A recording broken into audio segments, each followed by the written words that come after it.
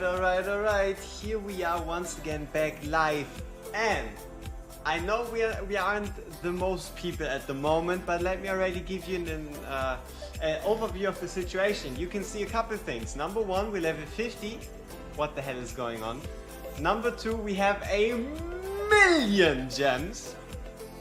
And what?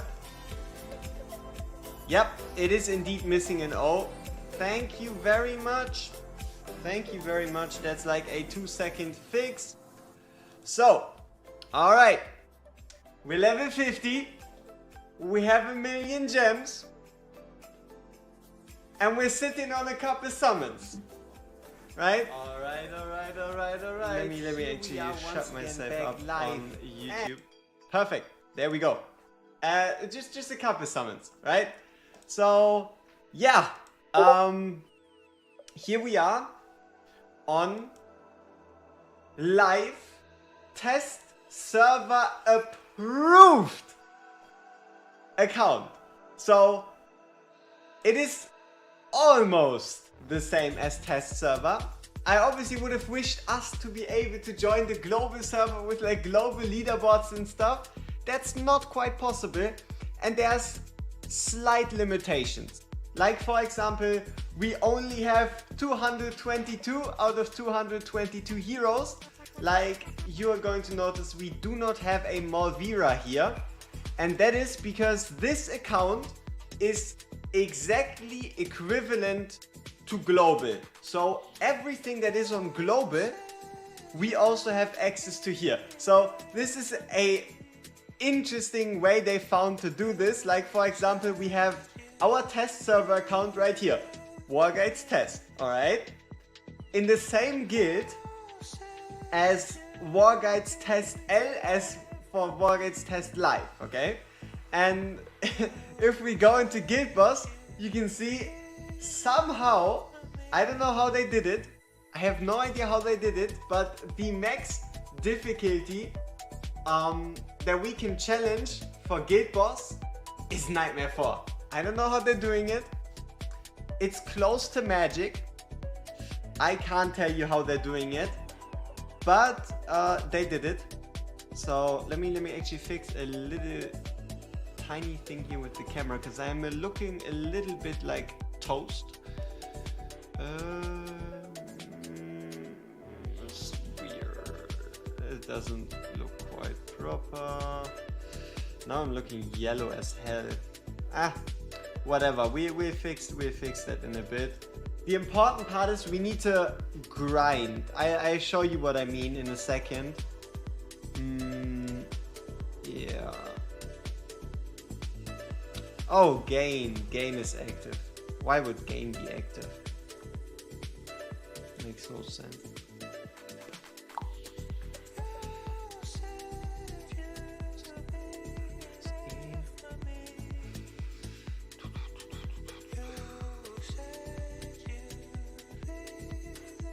No game, please.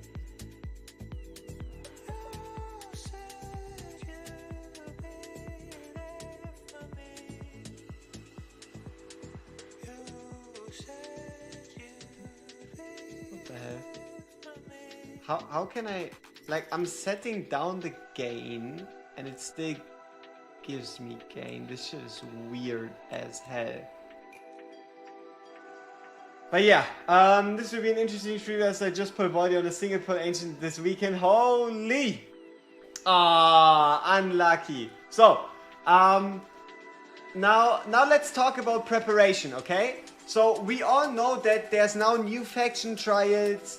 We're going to get closer to the new boss. And with the faction trials, you also see that there's like more rewards, right? There's more rewards right here. Like for example, faction exclusive mythic gear guaranteed chest, as well as 2 divines if you like clear the new stages and whatnot. So what we're doing is we're preparing our account for in 2 days. In 2 days, we're going to do a live stream of us trying to find the best ways with preferably the least amount of units, least amount of gear to beat esotericists and then to beat the watchers. That's obviously also going to be probably the approach for like most content. And also something that is very interesting is on the test server, a problem always was that you didn't have banners. What is funny here is that we're going to get banners. So the way we get new units here is that we actually have to pull for them. So get ready for Friday, a Malvira pulling session where we have to legit go until we get her, because otherwise we won't be able to play around with her. But this all sounds nice and dandy, am I right? Like, oh wow, look at all these Valderons and such. Why? Oh, that's crazy. There's a slight issue. Check out this gear. Yep. We are overcapped. We are overcapped, and not just a little. Not just a little. Because the gearing part of this stream is gonna be written in bold. So yeah, we got access to this account I think on Friday. I did a bit of like clearing out and stuff, but honestly I don't have the motivation to sit here all by myself alone in a deep dark corner and then mindlessly do gearing for like a million hours. So we're kind of trying to like build up this account with every stream, you could say. So instead of me sitting here building every single unit, like, I mean, I've tried, all right? We have a couple 6-star promoted units already. I've tried, but instead of me building everyone, we're only going to try to build the relevant ones. So what you're going to see, especially in this stream, is us going from completely zero. I know obviously we have the gear already here, but we have 0 gear plans, nothing. We have no gear plans. We haven't rolled any pieces. We haven't built a single character. So it's gonna be an interesting, more gear focused time, obviously with some sprinkles of ridiculousness when it comes to gear and such. So yeah, the real question is, where the hell do we even start? Like, we are overcapped on gear. We have way too many shinies. Yep. We're doing a takeover for my own account, trying to get it in order. That is pretty much true. You pulled this artifact this morning. Wanna have a bit of a story? I tried to get this artifact. We have it. You know how long it took? 500 exclusive forges. It took us 500 exclusive forges, but we did also pull like Yova's artifact multiple times, so it's not that bad. Okay, so here we are, and let's start off with getting rid of like the unwanted gear, right? Getting rid of the unwanted gear, finding the wanted gear, and yeah, setting us up for what we need. So I know it might be a bit controversial, but we're actually going to start off with building a tank. We're going to start off with building a tank, probably like a couple tank sets, because those are the pieces that we can then like yeet away the easiest. Like, look at this, it's too many. It's way too many pieces like this. So yeah, let's sort by HP, defense. Okay, my bad. Defense, attack speed, rage. I mean, they're all perfect. That's disgusting. You wonder if his artifact is good or mid? That's what we'll find out today, right? As long as this artifact at +10 can keep up with a Wailing Skull at 25, it's already a win. Everything past that is pure bonus. And also I kind of wanted to see how far we can push a Valderon if we go ridiculous. Like, ridiculous in the sense of attack percent, crit rate, crit damage, attack speed as like in armor. We'll get to that later. So we're looking for like 4-stat, God-stat gear. It's gonna be towards the end, right? Towards the end, we're gonna be using God-stat gear, any other things we can imagine, and then seeing how far a Valderon can go, preferably to see if he can solo Nightmare 4 to kind of like give us an idea of if he has the potential to be your soul or at least one of your 2 damage dealers for Abyss 1. Yeah, because I mean, just looking at Valderon's kit, right? The fact that you can get a damage reduction of up to 35%, that might come in very, very clutch. But yeah, we're now at 0 and we somehow need to make some space and figure this whole situation out. So we can always farm, right? Like even if we sell a couple pieces here, we can always farm back up and get some more gear. So interestingly enough, none of these are 4-stat perfect, which makes this decision pretty easy. Like, I know it's obviously not like quite the same for every account, but we don't need those. Those are 40 slots we can easily free up. What else do we have? Okay, there we have nothing. Defense percent, we have nothing. Attack percent. What are we even looking at? Like, okay, let's sort basic. Crit rate, crit damage. Attack speed. Okay, so these are all ancient caliber bangles for different heroes, I would guess. Or is it just Karmet? No, it's also Silas in here.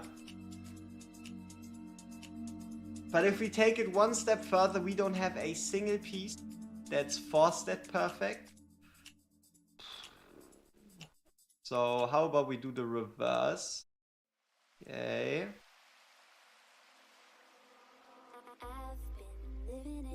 Alright.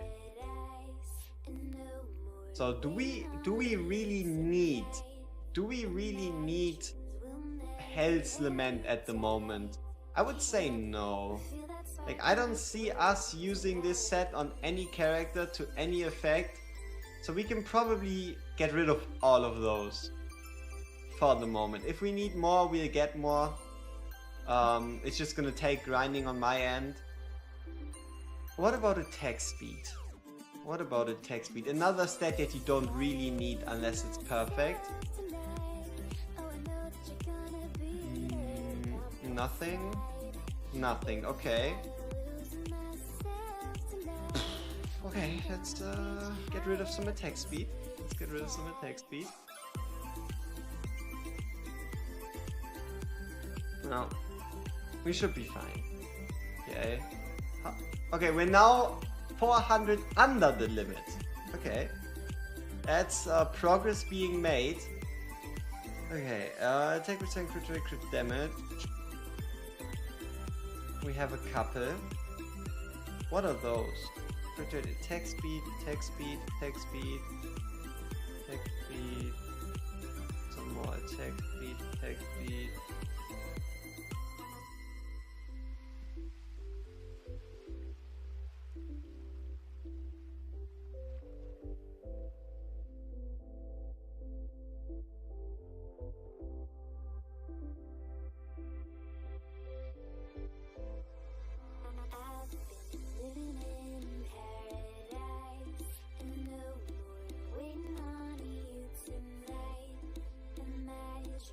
So yeah, honestly, really the main goal is preparing for in 2 days.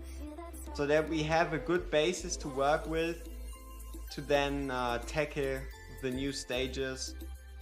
And that we don't have to do this at that point again. Valdi is mainly here so we can have some fun. But before we can have some fun, we need to put in the work. If we don't put in the work, obviously we're not going to get any results. I don't know how many of these we're going to keep. Like 5 should honestly be more than enough.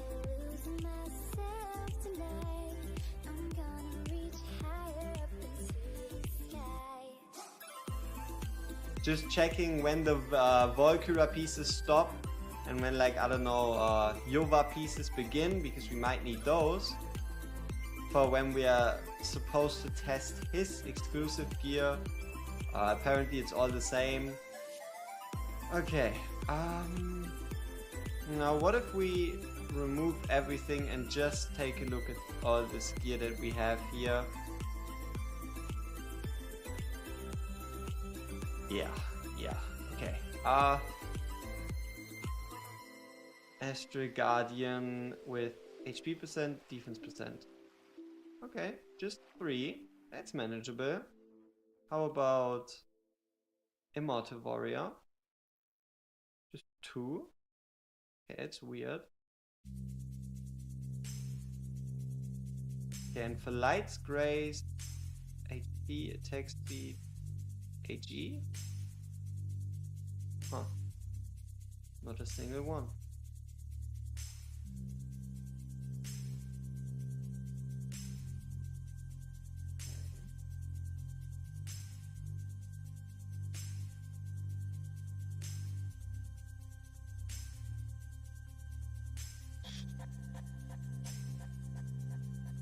Okay, so we have this out of the way. What are all these Lights Grace pieces? Like, why do we have so many of those? What makes them special?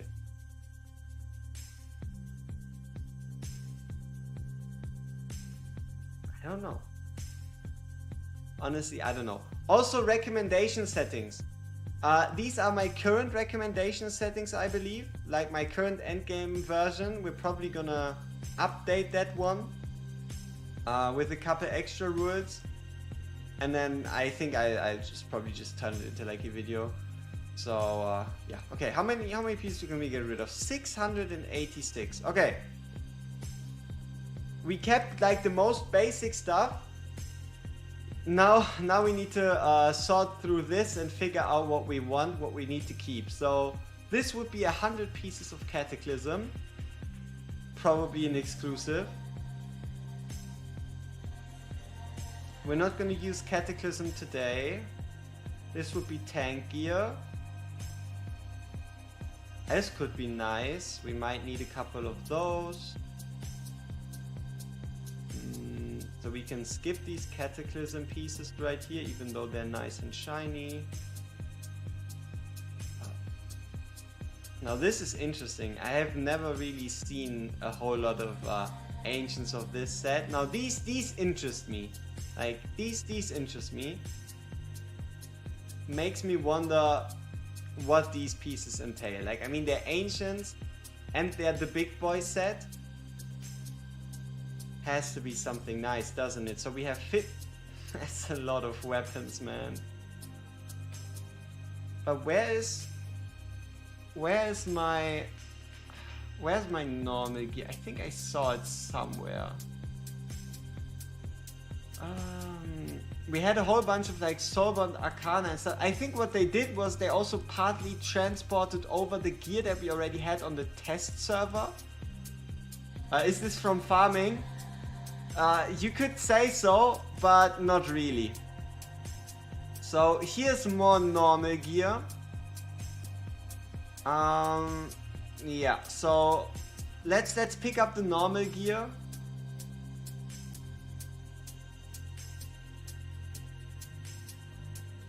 No. Where did it go? Did we take all of it? No.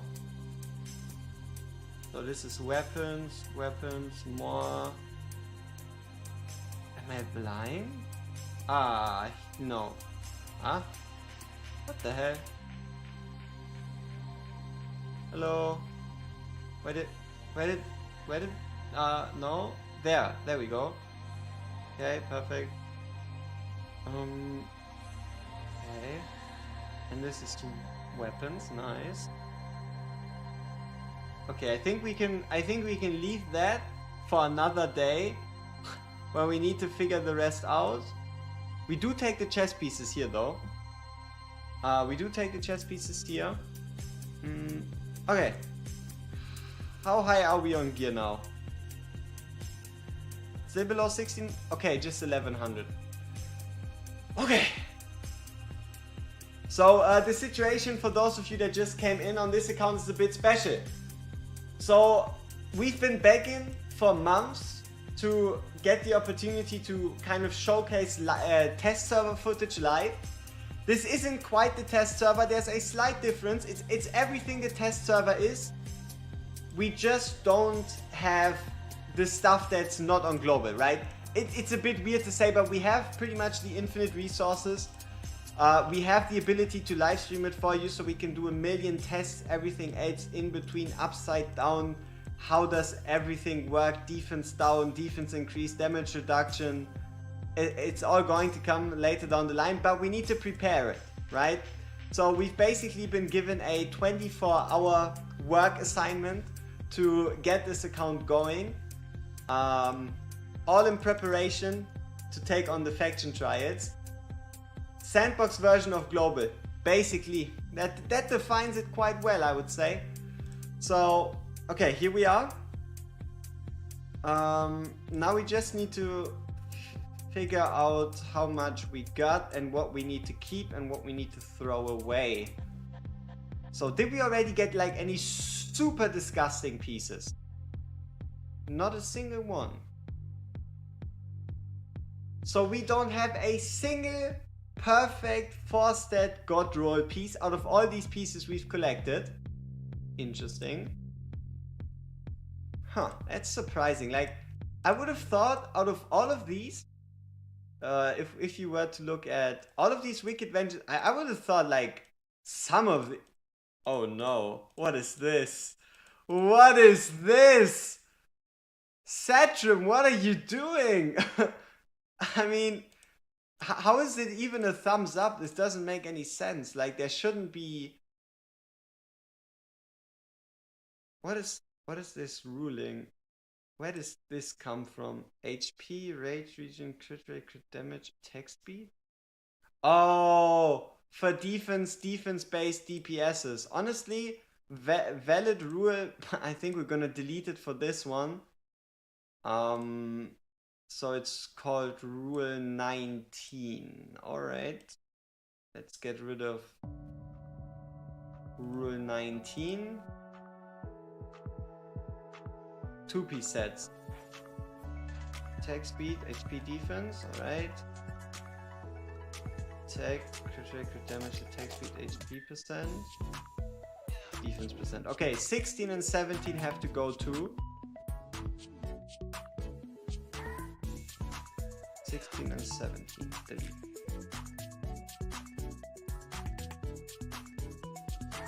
Crit rate, attacks. Crit rate, attack speed, HP percent. How are you still recommended? 2-piece.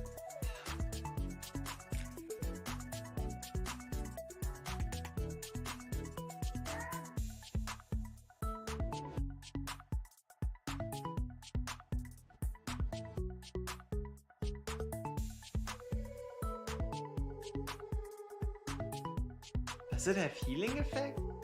No. I have no idea, but who sent out these? Like, we can't even use a single of these weapons. Like, it's so weird. Like, what is crit rate, attack speed, HP percent? Right? You might as well send us nothing at all. Like, looks like we might have to do a bit more farming, or better said, gear crafting than I thought. Because goddamn, this ain't it. This ain't it. Okay, chest piece wise. What do we have? Attack percent, crit damage, attack rage region. If it had attack speed at least, I would say it's fine.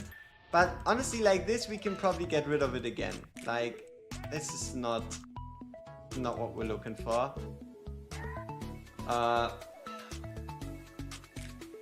It's glitched that exclusive gear always has a thumbs up. Yeah, to be honest, it might have, because I didn't make these settings. I did not say that this gear is perfect. Like, sure, you can use it in certain scenarios, but it's not what we're looking for. So if you were wondering, okay, where would I use a piece like this? There's two main requirements you need to fulfill. Number one, you basically need full ancients alongside of this. Number two, you need at minimum 25% crit rate on every single other piece to fill up the 100% crit rate, and then preferably you also want attack speed on your weapon. Otherwise this armor isn't really worth it. We're gonna keep it just in case. Okay.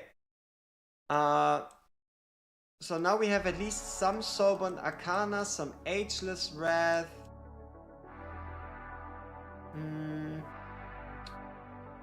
Let's see, did we get anything useful?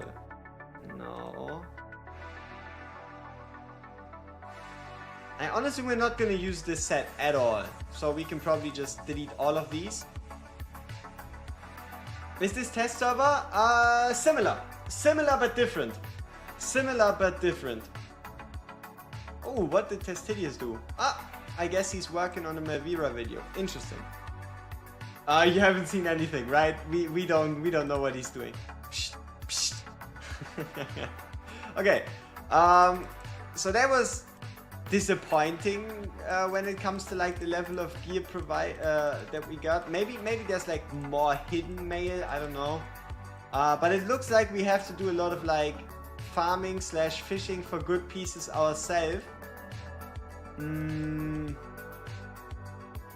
gonna be fun. Let's see what all these weapons are. But also, you see what I'm seeing? Like, there's mail that just pops up that wasn't there before. Am I like the only one that's confused by this order? Like, I could swear we collect something and then we end up at a different place and there's like more mail. I don't know. Maybe it's just too many mail pieces to keep track of. I guess one of the bigger issues is the fact that it's all identical, right? Like, it's all the same, but not in a good way. Like, look at this Uridin weapon. What is crit rate, attack percent? We can again yeet all of them. Get rid of all of them.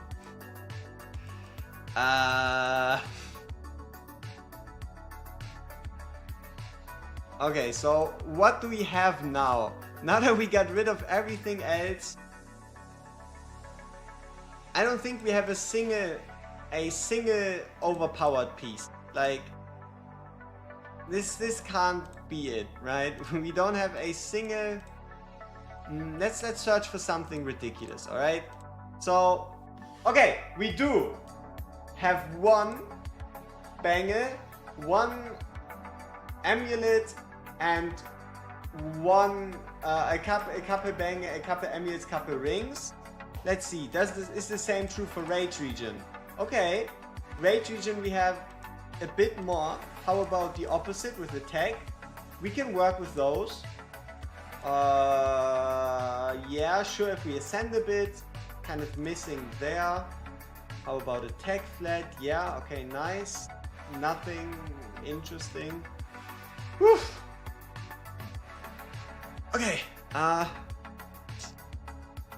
okay, Voldy boy. Then let's figure this one out. Okay, Inferno Roar with attack flat. We have a single piece. The best, or you could say the best part, or at least the lucky part, is that we don't really care too much about how it rolls, because to kind of like alleviate the stress of us sitting here and not being able to like do what we want to do, we at least also have a couple of these, right? They don't always tend to work, okay? They don't always tend to work. And I wouldn't really recommend you rolling those because they always end up with like a 40 to 60%.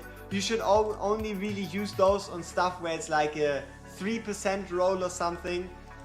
But here we can at least ensure that we're getting some semblance of what you could call endgame gear. Obviously it's going to get better over time, We are also going to keep more mortal-esque gear, right? We're also going to keep some more normal gear, but we also kind of want to set a baseline, figure out where we stand, and then go from there. Okay, how about this? Okay, looks like we just have to go with like a more normal piece here.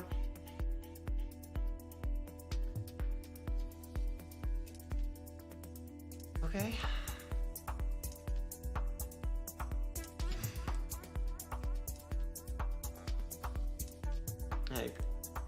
Like for example, this is like a critical case where you could be like, okay, maybe you want to reroll this one, but again, do not use these resources unless it's like a 4-step piece. It's not worth it otherwise. Maybe some hidden gems here. Ooh, flat attack. We take those. Yeah, like for example, this attack. Huh? This attack could be considered worthy. Because it is a 4-stat perfect piece, and this attack rolled in like the 40% margin. So you're almost not guaranteed, but you're very likely to see an improvement to the piece. So that it overall just gains in power. Okay, so we have figured out this gear. Now we need to do the same for right side. So let's search for basic weapons. Yeah. Let's start with these. Why not level up all and then refine? We gotta start somewhere, you know? It doesn't really make too much of a difference of where we start, and also it's about quality. It's kind of about the quality of the pieces, where we only have like a single piece that's like full quad stat perfect. So if we want a quad stat perfect piece, we also kind of have to focus on this. So now this might get a bit ugly, because apparently we can't fully recast these pieces with recasting hammers. So we have to hope for a good roll. Otherwise we won't be able to run a vengeance set. We're 2 out of 5. Yeah, you've beaten Hard Void for the first time. Hey, congratulations. It's a nice achievement. I hope you get some nice rewards for the first time beating it. Let's check again if this is truly... Okay, we can recast 2 of them. If you want to know the reason, I don't know. Okay, let's see how long this takes us. Damn. Honestly, we might as well keep that one. Like, might as well just keep it. Okay, but we don't have a single chest piece. We don't have a single variant chest piece to go alongside of the weapon. Oh no. So mailbox. Yep. Okay, great. We don't need those. Maybe we have too much mail and it's like lost in transition. Or maybe I just need to get my shit together and figure this out properly, huh? Okay, so our best option if we want to get a chest piece is obviously doing these ones. Oh no. Hey, what's this? Yikes. So sell everything, sell this weapon, go again. Uh-oh, this can take a while. HP, healing effect, attack speed. This piece is actually valid. Like, that piece is actually good.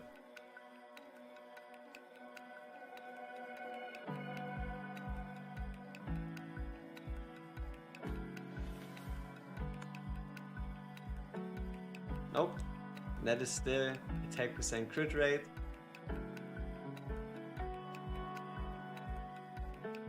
Okay, now we're getting somewhere. Look at this piece. It looks like a 4-stat perfect. It is close, but obviously what we're missing is preferably crit damage on top of rage regen. But it's a good start. It's a good start. Now what that reminds me of is, do we have any identify pieces? No, we don't. So if we want to get variant gear, we have to get that shit ourselves. Which means we gotta clear the gear dungeons. Nice. It's gonna be fun. Here we need to clear those. I'm farming in the background. I'm farming and preparing. So for those of you curious what happened to the free-to-play, let me give it to you straight. I took like 4 or 5 days off, right? There were some real life reasons, there were some health reasons, there were a lot of excuses that could be made, but basically we didn't play for 4 to 5 days, right? Maybe you could even say a week, right? Make it a week. I did farm some in the background, but we're like limping behind a bit. There were also a couple things that happened on the free-to-play that didn't quite help. Like for example, we did our gear dungeon runs. We got 2 shiny pieces and they turned out trash, right? They turned out unusable. Isn't the best. We did a couple summons. We got an Elowin after locking all our units in already, and we get a Dolores. Isn't the best. If we got a Dolores before the outjam, we could have kept our 3rd spot open or locked someone like an Elowin. So there's like a couple gut punches that came back to back. But overall, I'm still farming gear in the background. We're trying to prepare. And basically, as soon as we get Volker to A1. Yeah, I know, we don't have Volker A1 yet. As soon as we get Volker to A1, we'll make like a final all-out content brawl, all-out push. Maybe we'll go back to it a bit earlier. I'll have to see. So yeah, I still think we're in a competitive spot. If we really try to, we could get further. It's fine. It happens. And yeah, we're better now, but if this continues like this with these pieces, we might just lose the most important thing of them all, and that is mental sanity. Okay, that's decent. I guess we can keep this one too.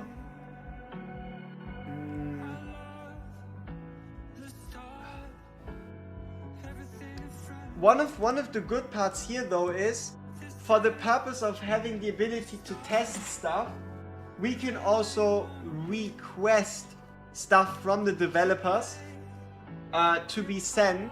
So instead of us having to go outside of our way and farm for like 240 hours straight, we can also, to an extent, be like, okay, can we get some more Infernal Raw pieces, some more Sorbonne Arcana pieces if we need them. So that looks like it's something I'm gonna have to get a bit more behind.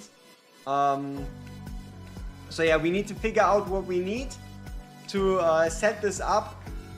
Because it's just progress we need to make, right? I wish we could be here taking the test server gear, taking everything we already have, going straight into it, having all heroes already upgraded, having all awakenings already there. But yeah, we just have to put in the work, set this account basically up from 0 to have an easier time in the future. Now what I'm curious of is, let's just claim these pieces. Okay, that's Morrigan's bangles. Okay. I just want to know how do they look like? Okay, they're all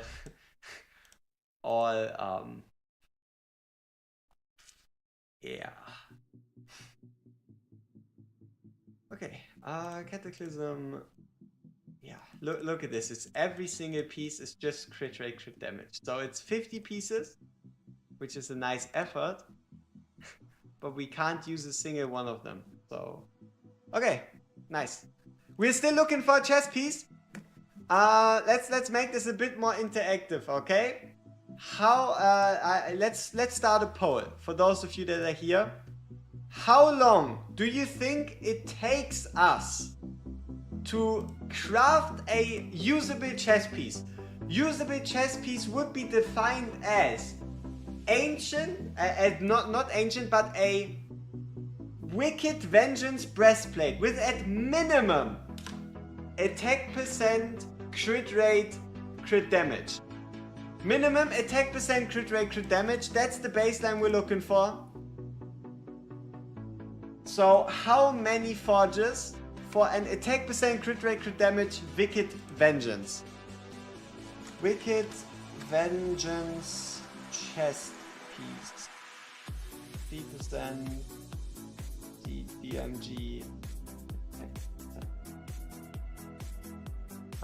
Let's go with 50, 200, 500, and 1,000. Also, something I can't tell you is if the rates are the same as on global, right? I don't know. I don't know if the rates are the same on global. Maybe there's like fixed rolls on certain pieces. I have no idea. Oh, attack percent. No, that's crit rate, crit damage, attack speed. It's decent. Obviously not perfect, but it's decent. So this was roll 10. We're getting to roll 20. Oh, an ancient. Would you look at this? And it's not even bad. Obviously it could be better if it had attack speed. But it's not bad. So this is roll 30. See, this is what I mean with, I don't know if this is even like the true representation of the rates. Because I think this is the third or fourth weapon we've pulled that is attack percent, crit rate, attack speed, rather than attack percent, crit rate, crit damage. So it's hard to say if this is truly a rep.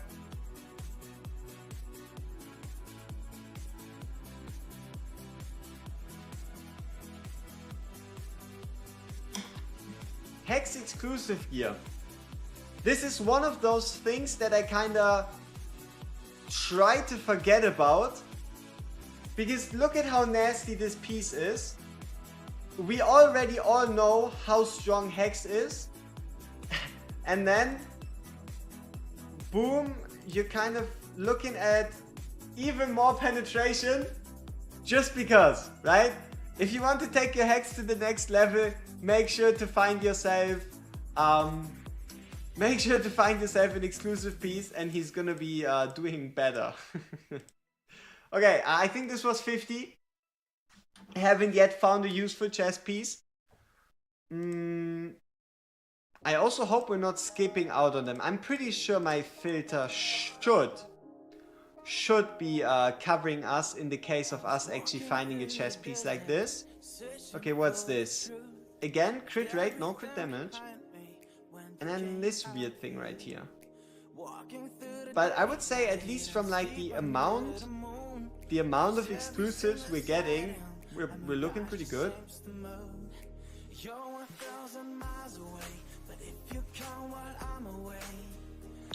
But I don't like the rolls.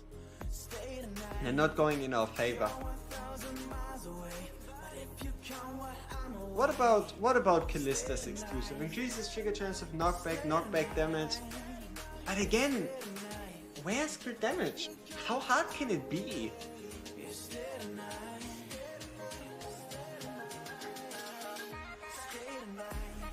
$120? 27, don't know, that's my favorite number. It ain't looking good.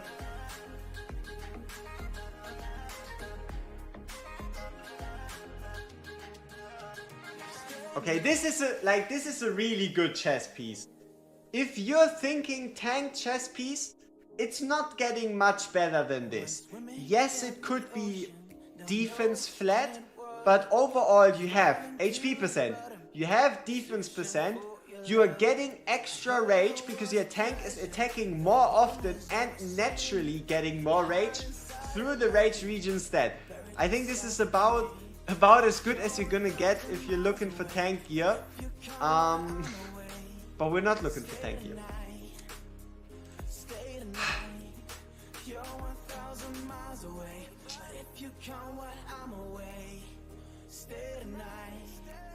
Once again, crit rate, crit damage, attack speed. Is this piece identical to the one we already have? No, it has defense percent rather than defense flat. So it's different somehow. Oh no.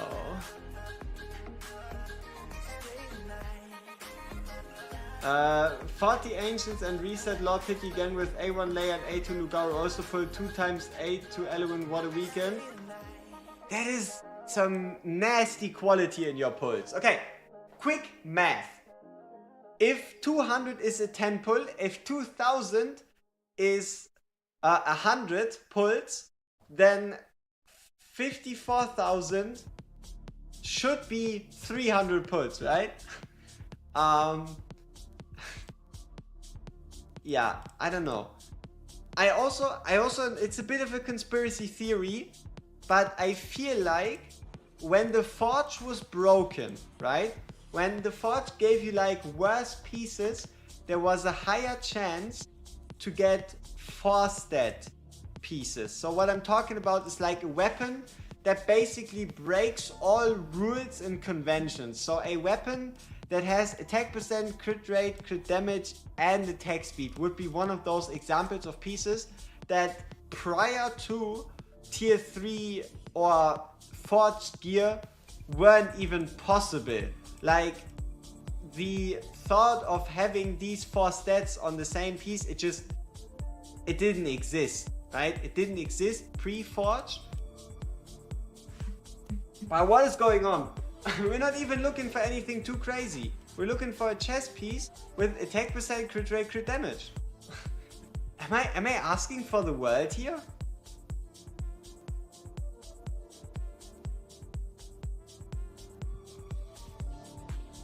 Like, this is crit rate, crit damage, attack speed. But where's the attack? Why would we want to get rid of attack? With the release of Abyss 1, with the release of Guild Boss 2, attack once more has just gotten only more important. So we can't really work with these pieces. Please tell him to buff DPS tier 3 gear and fix substats for tier 3 pieces. Why did I receive crit damage substat for a healer accessory? There has to be some RNG involved, alright? Like, there has to be some form of RNG. They can't just remove every stat from the pool. But yes, obviously the rate could be, could be improved. And on the other hand, improving the DPS set, Hell's Lament yes, Cataclysm no. Like, Cataclysm is already strong enough that if you had a good set, you can at least compete with Soulborn Arcana. But sure, Hell's Lament is kind of garbage at the moment. Like, honestly, a good Cataclysm can compete with this Soulborn Arcana, but yeah, Hell's Lament is, I don't know.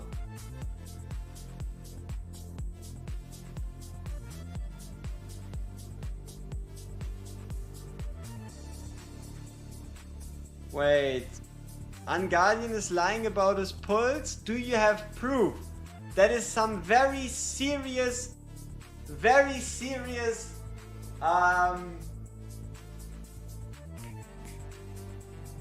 you all know the word I'm talking about. I kinda lost my thought, or train of thought here, because look at this. They do still exist. They might be rarer now, but an attack percent, crit rate, crit damage, attack speed piece still exists. It's just not a chess piece. Yep, we will. But, oh. Okay, that's a lot of exclusive pieces. We're just gonna keep a couple. To be honest, we're probably gonna get rid of them later down the line. But, Yeah. So much jelly over my puts. I'm VP in my guild. I know what I'm doing. Vice President? Vice President of a guild. Who's the CEO? SEO. Oh!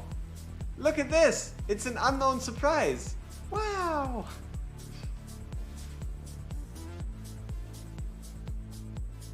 Chess piece, where are you? Please. I don't know if it's just me, but I think on global, isn't it easier to get? Like attack with a crit rate, crit damage on a vengeance chest?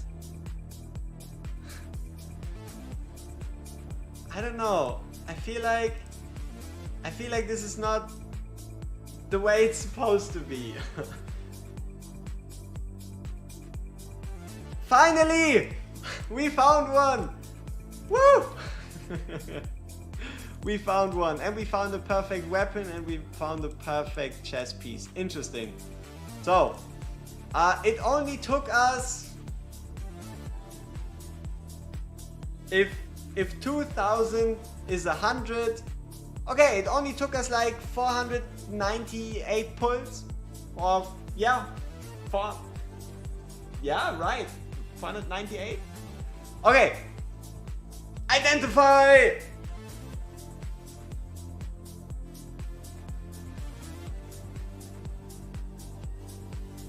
You've seen nothing. We did not identify any pieces. Nothing happened. Okay, give us the weapon. Yikes. Okay, so we gotta hope that we can recast this weapon, which we can. Okay. So whoever said, those of you that said 500 were correct. Now, how recasting, okay? How many tries? How many attempts for full purple stats? Okay, we're looking for full purple stats. It's either, let's give you 1, 5, 15, and then 25 plus. Okay, there you go. How long is it going to take us to recast this into a full purple, or at least 3 out of 4 purple, so that we can use a refine hammer somewhere here to technically do some stat padding, right? And after this, I think we're already going to start building other characters and already getting into some fun with Valderon, because you've seen how long it took us to get to a useful point.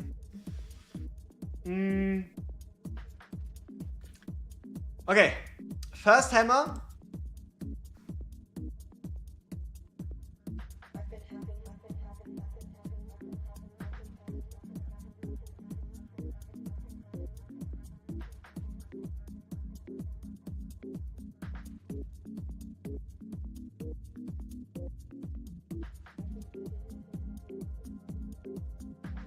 What? What? I mean, this is borderline full gold. This is borderline full gold. Okay, we can conclude the poll, ladies and gentlemen. It was a single hammer. A single hammer is all it took. That's crazy. That's crazy.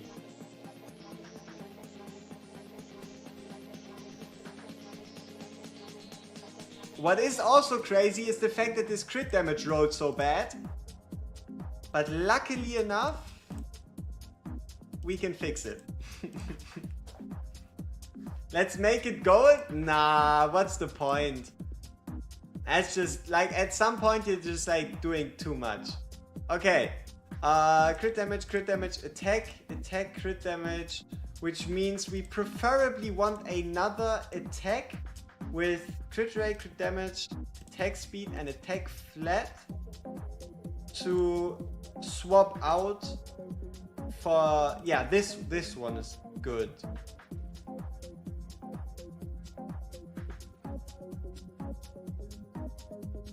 I think we can take it straight away, but just for the sake of it, pure vanity, okay? Pure vanity, no point, no real reason. We just bring it to purple, okay? You got Valderon's exclusive, but you don't have him as a hero?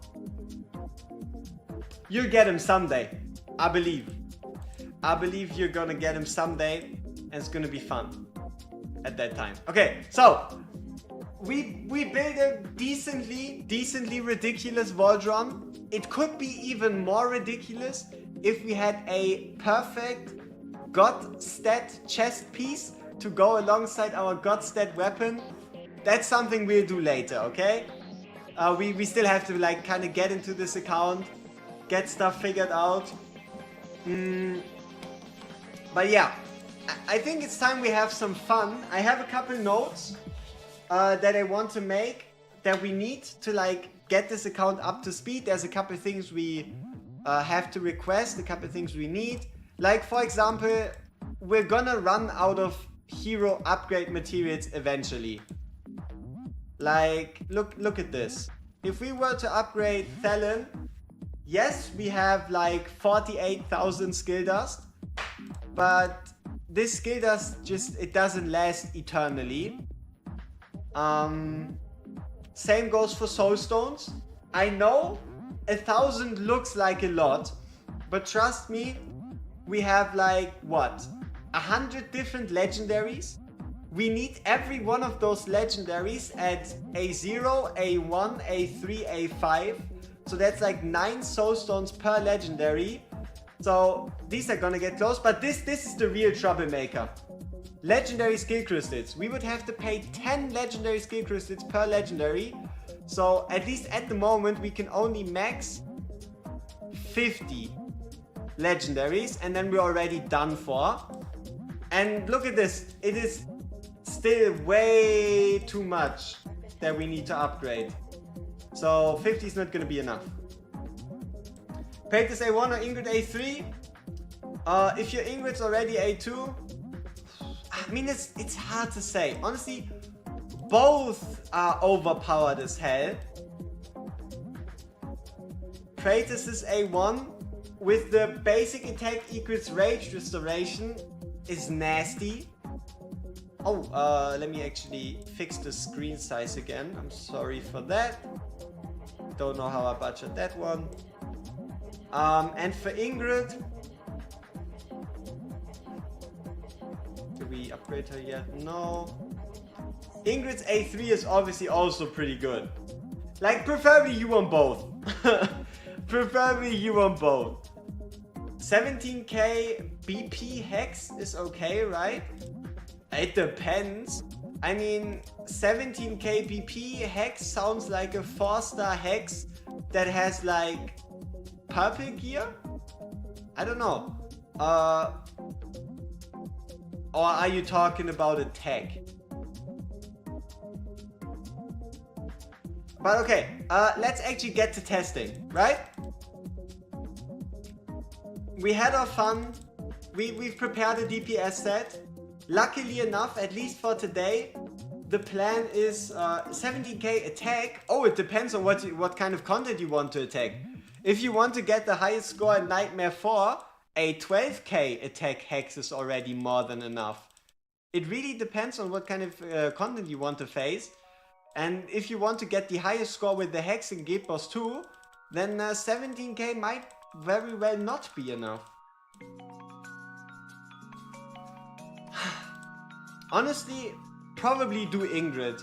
Put Ingrid to A3 and then do Praetus with your next one.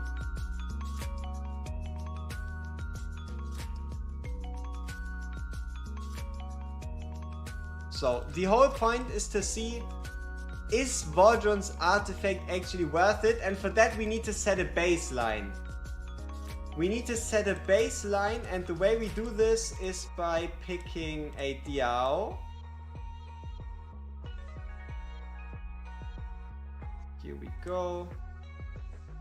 Let's increase our basic attack range. We're probably not gonna need it, but we're gonna do it just in case. And now we need Diao gear. So for Diao, preferably we wanted to go with Wings of Grace. And then we need attack flat. No, we need attack as the main stat with attack flat and then attack speed, which we don't have. And we also only have it as like a single piece. So what about invigoration? Yeah, we also only have like awful invigoration pieces.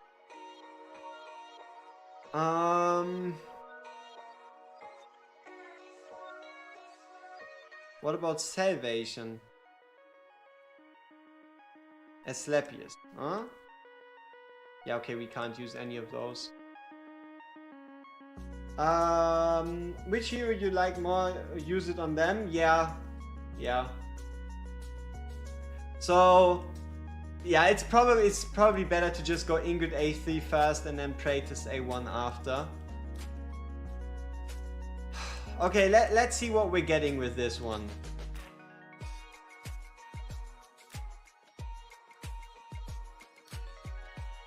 Maybe we can build out our healers with this. Or maybe these pieces are again all just the same and we're doing it for no reason, right?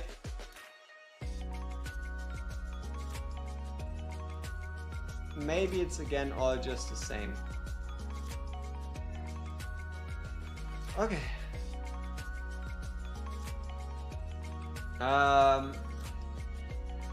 Valderon is really good for single target arena, yes. Okay, so Diao. What kind of pieces did we get? Wings of Grace, attack percent. Attack speed? How? How? Like, I mean, why? We're probably gonna run her in, like, it is technically fine.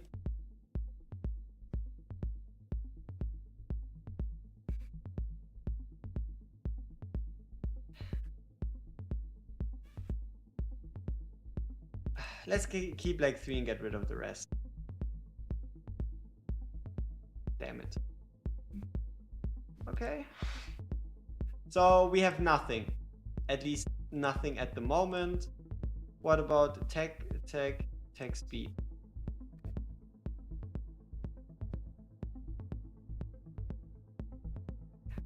Fine.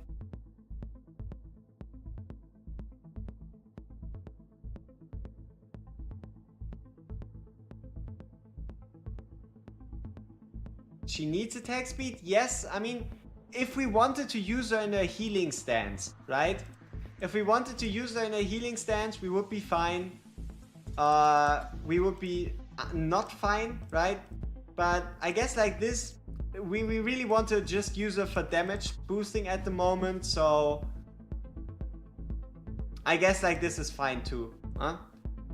Okay, then let's quickly forge a bangle and a ring. But yeah, okay, so how long is it going to take us to find attack percent Wings of Grace? Oh no, I have a bad premonition. We're not gonna do it for too long. If it doesn't work, we're just gonna relegate ourselves to Magnus, Sag. We're gonna save it just in case.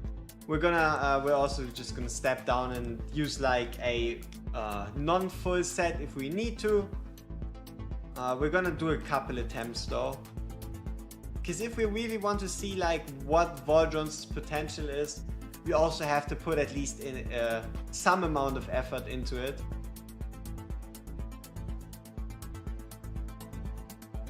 Also, just because we're looking for attack percent, Wings of Grace, and we kind of don't care about anything else, that doesn't mean Wings of Grace always has to be attack percent, right? This is just a Diao-Chan special case. When it comes to Wings of Grace, there's a lot of useful combinations. Treat it like any other healer set and you're gonna find success. Is a top tier Cataclysm set better than an SBA? There's a very specific example of where it is. And that is, for example, Ingrid. Okay, so let's have a look at Ingrid again. And I show you, I mean, I can't properly show you the reason yet, because we don't have the pieces, but there's exclusive gear, right?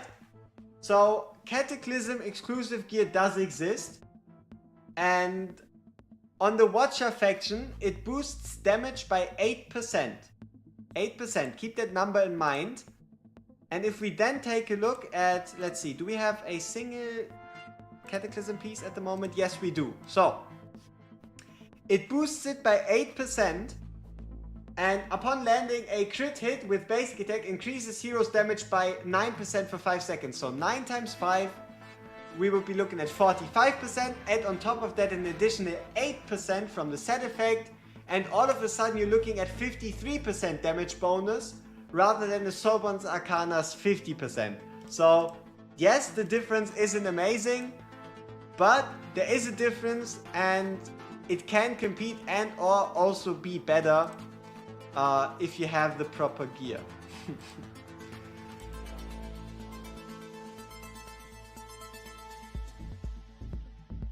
Are we getting a Valderon banner? I wish. We're getting an Ardea Garn banner though.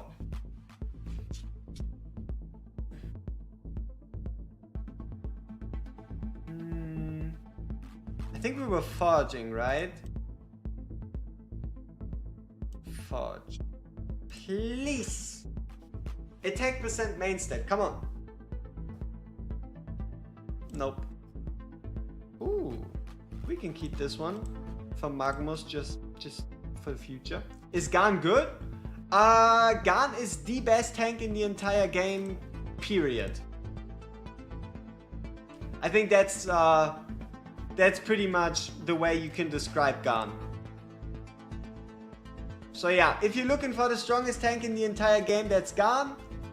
And outside of that, like, if you have proper units for his faction, you're gonna find some success. The only issue is that with Valderon getting more and more popular, you don't really see Garn in Arena anymore. Back when Valderon wasn't a thing, or at least not as widespread, Garn was dominating Arena. How is he better than Cyrus as a tank? Alright, on the note of Cyrus, Cyrus is a valid contender, okay? Cyrus is indeed a valid contender. Let me see. Yeah, I mainly looked at the faction, but let's go to Cyrus real quick. Here we have Cyrus. Let me just check something that I'm not. Yeah, one block. Okay, to be fair, Cyrus is slightly better.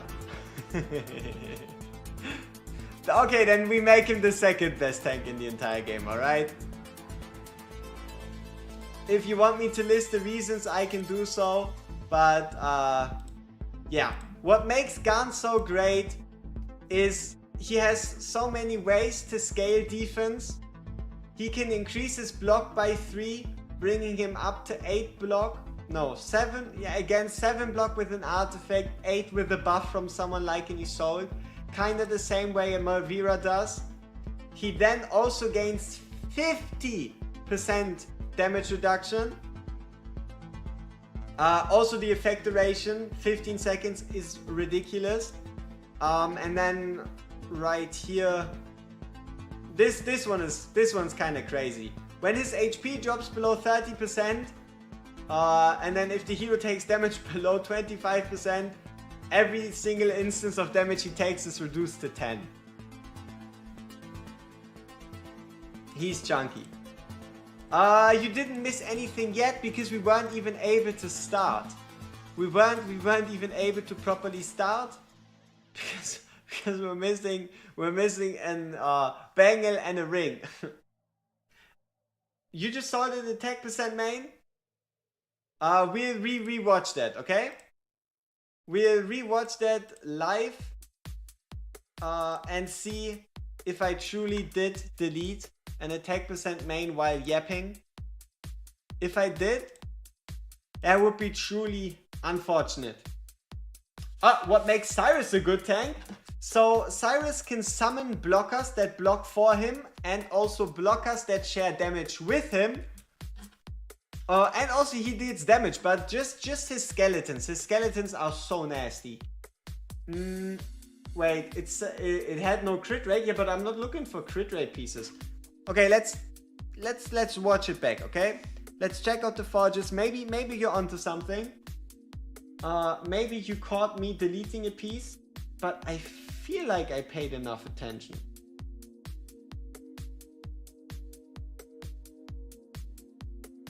I feel like I paid enough attention. Let's see. So this is crit damage.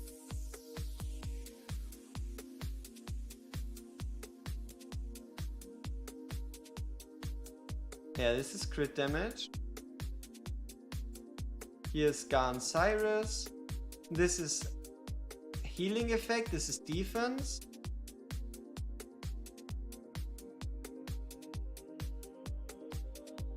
This is defense flat. I don't think I did.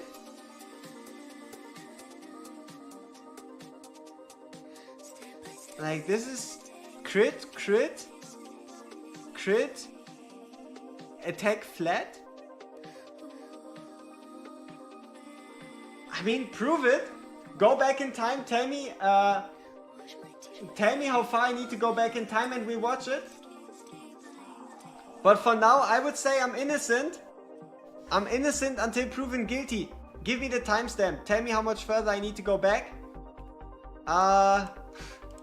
And then we can continue. Yeah? So yeah. Whoever finds it first. Will the damage test be on YouTube later? It depends on the results, honestly.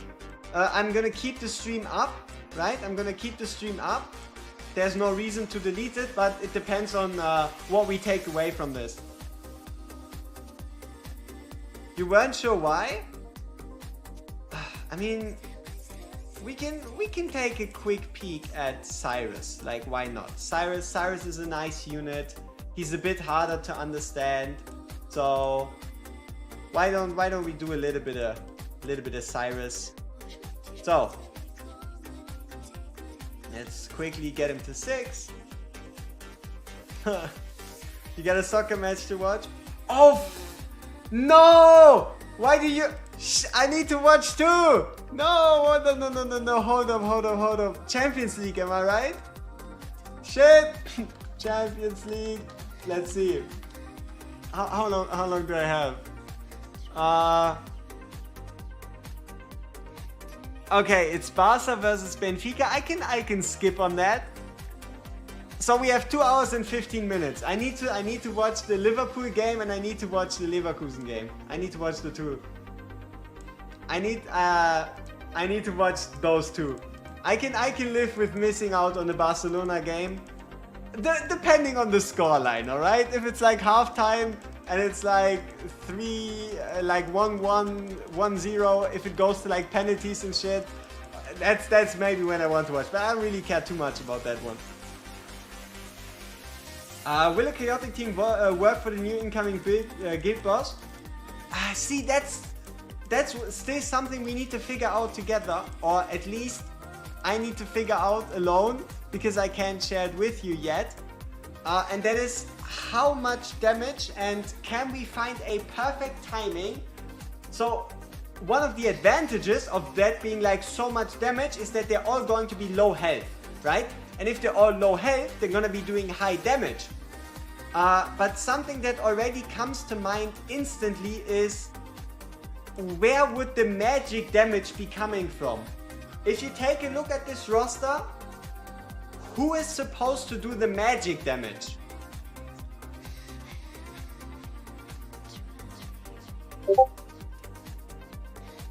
Who of these guys is supposed to be doing magic damage? So, yeah. Obviously, you have a lot of physical damage dealers like Lugaro and Valderon that can probably work. But if you're looking for physical damage, you might as well just use Kigiri or Wukong, you know? Durza? That's gonna be one of those fun things. We might as well, like one of these days we're going to make a whole dedicated stream just for Durza. Like, he's been in this game for so long and he never really got any appreciation, nor was he able to like make anything happen. But one of these days we're going to see what Durza can do if you really put your mind to it. If you really try. Oh, let me see. I think we have a incriminating evidence. Ha! I'm not in the wrong yet. Wanna know the reason why I'm not in the wrong? Let's see. So this is Discord.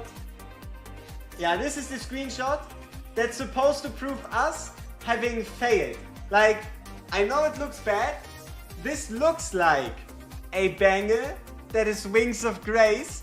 Luckily for us, this piece is missing a certain substat called Attack Flat. So, whew, we're still fine. That piece wouldn't have been all that great anyway, you know? So, it wouldn't have been that great anyway. But yes, you're right, I did sell one and I didn't even notice. That's the wrong crafting. Best for Nightmare, Inferno, Great Magic and Physical. You know, that's the problem. What I'm looking for in a unit for Abyss 1 is a ground unit with incredible amounts of magical damage. Like, yes, Lord Phineas exists and Zillitu do, but I don't know. For my taste, they don't do enough. Right? For my taste, they don't do enough magical damage. So we need someone to out damage Phineas and Zillitu and be a ground unit.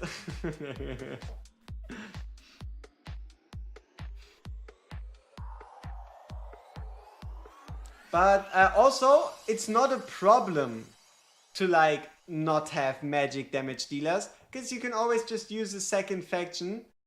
And here we go. That's our first piece, and look at this. It has attack speed, it has attack percent. This piece is basically perfect. So, bangle. Just a bangle. And we can finally get on with it. Is Tuning Crystal the best artifact for Cyrus? It depends on what you want your Cyrus to do, right? If you're looking for Cyrus, if you want to use Cyrus in the Codex, the Cyrus Codex, right? Then obviously you want him doing more damage. And also getting that extra HP restore. But if you need that block, then nothing really goes past Bastion Ring. This Cadaver thing is kinda useless-ish. You don't really need the defense increase. So I would, yeah, I mean, it's between the two of them, right? Slightly different use cases, but yeah, it depends. So, okay, let's go back to the reason why Cyrus is so overpowered, and then we'll craft the last piece. Okay, so basic talent, he summons a skeleton warrior. So he possesses attributes based on Cyrus. He can block. And that's pretty much already about it. So he can summon up to 2 of those guys. He can summon up to 2 of these skeleton warriors, and they block and they possess his attributes. So extra block through this ability, and also taking pretty much the attention of other units. Extra block without him getting hit. Wait. Cerberus. The problem with Cerberus is Cerberus dies. And when Cerberus dies, he gets slapped with not only a 60% increase in respawn timer through his talent, but also an additional 30% from the boss, because the boss once again has that little tag that says if a unit dies, respawn time increases by 30 seconds to kind of nerf Laurel and units like those. So for example, even Xena is kind of getting shafted there, because Xena is mostly effective if you were to place her down multiple times. So Xena, ground unit, magic damage, single target monster, but she's getting hit with even more respawn time. So it's a bit unfortunate. Okay, another reason of the skeletons is right here. 60% of the incoming damage will be taken by the hero's summons instead. And also, if he takes fatal damage and has a summon alive, that summon is going to be sacrificed to resist him dying. Lord of the Undead is just nasty. Then you have this one where his summons do more damage, but that's not truly important. You have this crazy range with AoE damage, but it's also not that important.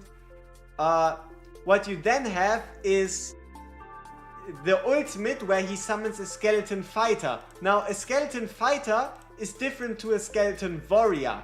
A skeleton fighter has actually less stats than a skeleton warrior, but it is still able to block one. It is still able to take all the damage right here. And the real nice part also comes in with this esoteric synergy. Not only does he reduce his own ult cost from 550 by an additional 25%. So you're going down from 550 to 55, 110, like 140. So you're looking at like 410 rage, which is really, really low. But also when an ally is defeated or retreats, which also counts for his summons, he increases the damage of faction members by 25%. Nasty business. And then awakening wise, you have when he summons a skeleton fighter with his ultimate, it's a 25% chance for that to turn into like the stronger version, so the skeleton warrior. Here you have penetration, which is nasty. When he summons an extra skeleton fighter, it's whatever. And then A5 upon death or retreat summons the skeleton fighter is also whatever. So the A1, it's nice to have, but nothing crucial. Just basically know that he only takes 40% of the damage. If he dies, a summon dies instead. He can summon summons with 400 rage, and that's why he's so So someone said Malvira is the new GOAT. Is that destined? Because Malvira is not the new GOAT. She's just a good tank. Don't know what to tell you. Like, sure, on Friday, we'll be here on Friday, okay? On Friday, we'll be doing summons for Malvira. And we might as well try everything that comes into your little heads. Even looking at her when it comes to pure damage, we might as well take her into gear rate 1. See what we can find. Just to like squash all doubts of her being like the greatest tank in existence, alright? So, on Friday, be there or be square. Now, let's make some more progress, which we'll do by, where is it? Equipping this ring. And then because this ring is such a sin, we'll obviously have to reforge it. Nope. both pretty awful.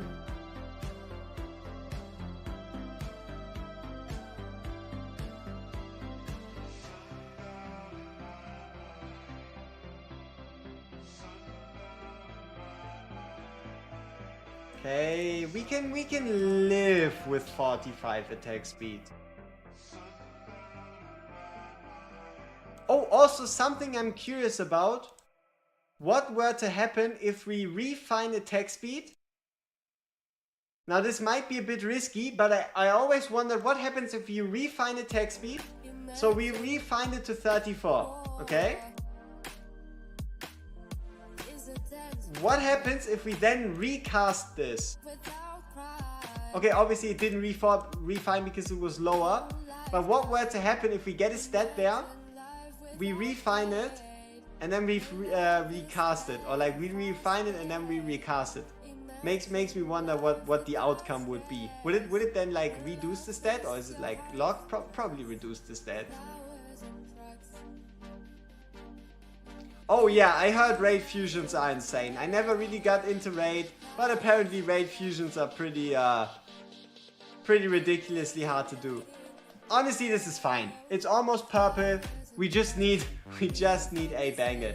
And also this same set we can just use the same set on Dolores. No trouble. So at least we're also preparing for that case. For if we were to use a Dolores to kind of try and squeeze out a bit more damage out of Valderon. What about refining and then upgrading the gear piece into S-Bow and RA? We'll do it when we need to, right? We'll have to take advantage of that mechanic probably quite often within like the next 2 to 3 weeks to kind of get this account going. But at least for now, because we're just looking for Valderon. Close. We do a couple more summons, okay? Not too many. We already have the main stat. It's just missing attack flat. So not too many more. Why can't you roll red? Red rolls are basically exclusive to variant pieces. So variant pieces have a substat that says, oh damn, there we go. So variant pieces have a variant that says guarantees a maxed out roll. So that roll is going to take a random stat and put it to the maximum. Though I guess there might be like a 0.0005% chance to get a red roll naturally. I haven't personally really seen a red roll naturally yet, but to be honest, it might just very well exist. But yeah, most of the time you're gonna see it on variants.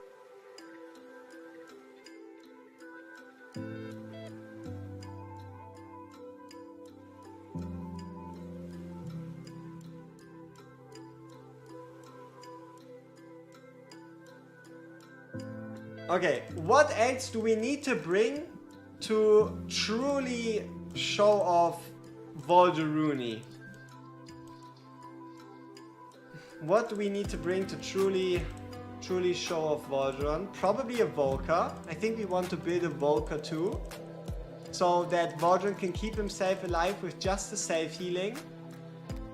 And also Volker for the vulnerabilities.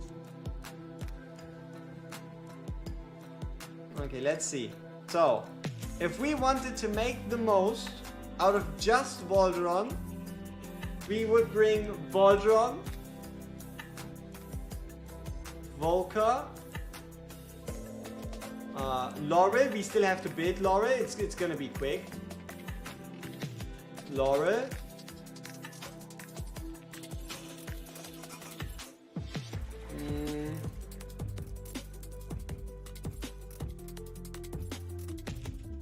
Elowin, probably for Rage Region.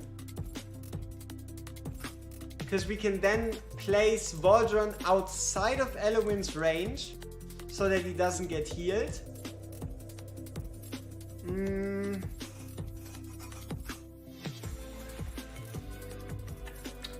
We kind of need some defense reduction, I would say. So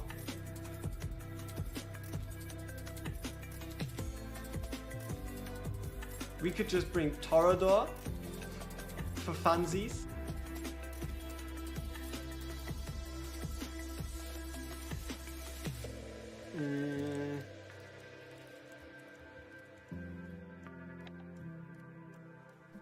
We're probably not going to use Leia, but we're going to use her as a Lord. Maybe we should be using Leia.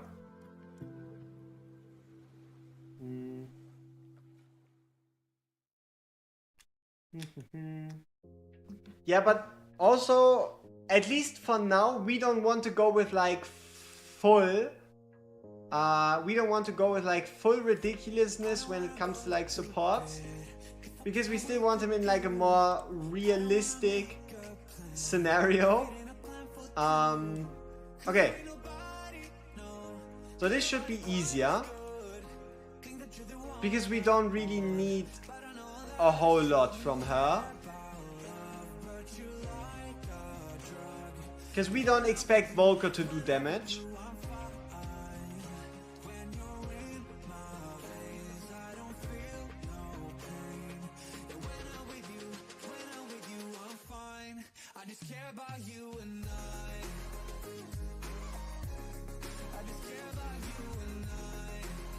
So we don't expect you to do damage, Volker. You can just exist.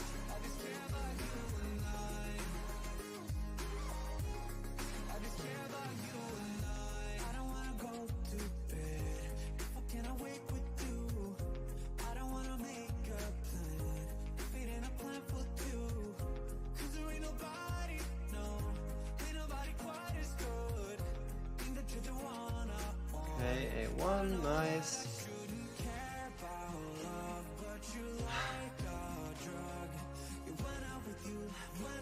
Elowen, we don't even really want her to heal anyone, so she can just do whatever she wants. I guess we give her an Inferno Raw set just for funsies. Hey, gold roll defense, not bad.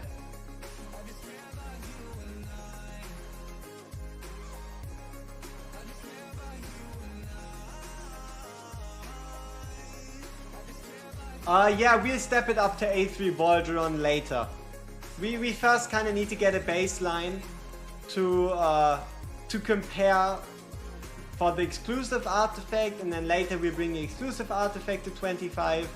So yeah, it's gonna gradually get a bit more impressive. Okay, so here we go. Artifact, whatever. Torador.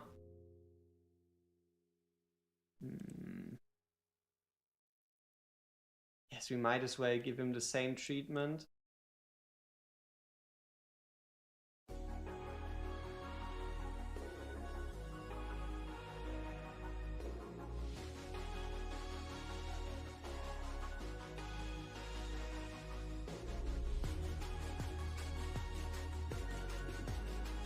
Kinda makes me wonder how I intend to heal Torador.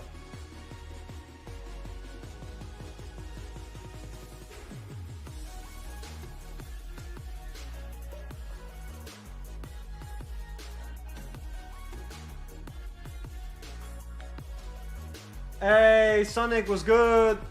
Welcome to the stream. You are ready, or came in at a good time. Morale gear set? Morale gear set and all that stuff is something we'll get to later, right? We like gradually use a scenario that you can use for like most circumstances, for most people that have a Valderon.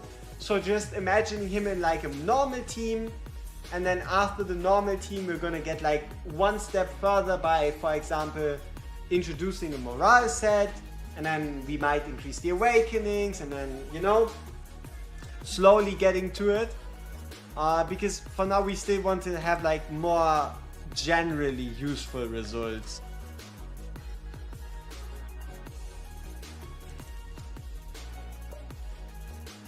And hey, every unit we upgrade now, we don't have to upgrade in the future. So every click is a click we don't need to do later. Yeah, so first things first, we just want to see if the exclusive artifact is actually worth it.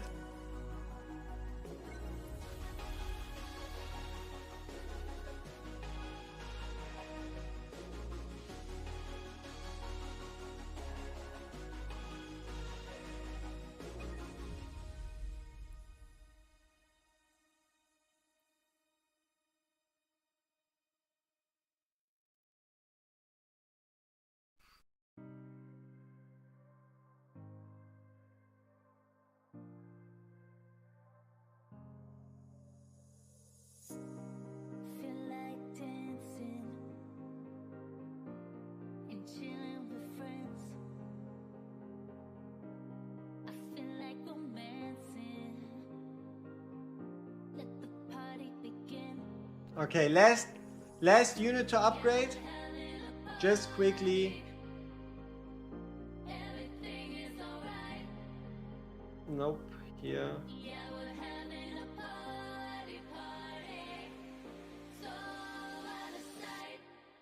There we go. What the fuck? Good.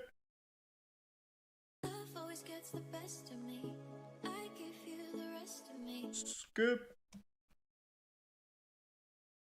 Okay.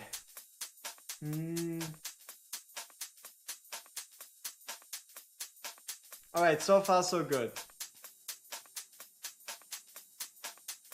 Let's see what this Valderon can do.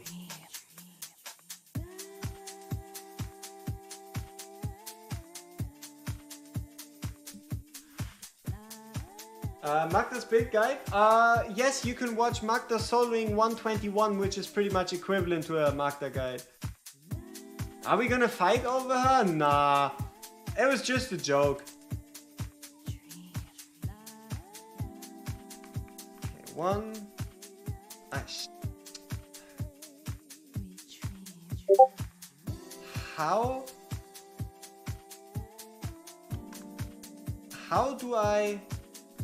How do I improve the odds of Valderon getting the set? See, we want Valderon. Okay, we have an easier solution. We have an easier solution. So what I wanted to do is give Valderon the buff from Diao. The problem with Valderon is we need to play 3 units down first because of the Lord bonus, because if we don't, we're gonna waste his potential. So instead, what we're gonna do is hopefully pick one random Wings of Grace piece, another one, and I think for the third one, oh, we have a third one too. Huh, perfect. Okay, here we go. Hopefully this works. Okay, so Lady Elowin. I think we're gonna try something a bit interesting. So Lady Elowin goes down here with Volker, Torador, then Big Boy Voldy, who picks it from all, and then hopefully if we introduce her now, what happens? Who gets the buff? Huh, Valderon already has the buff. Perfect. Okay.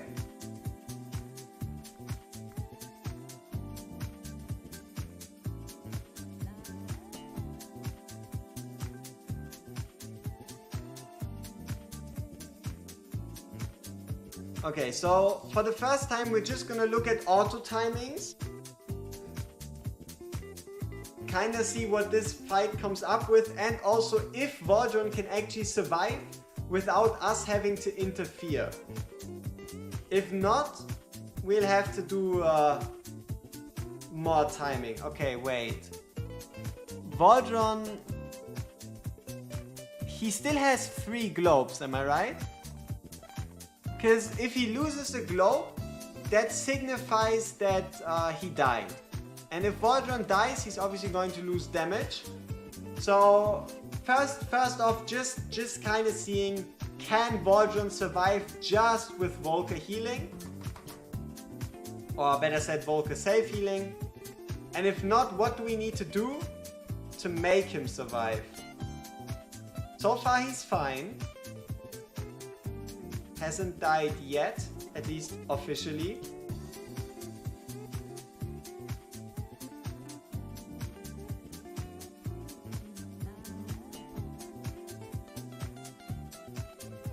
Okay, we're down to 2 stacks.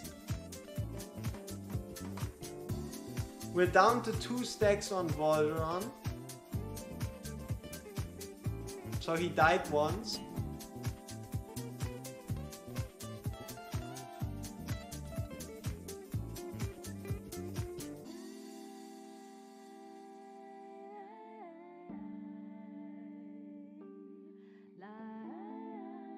One stack. He died again.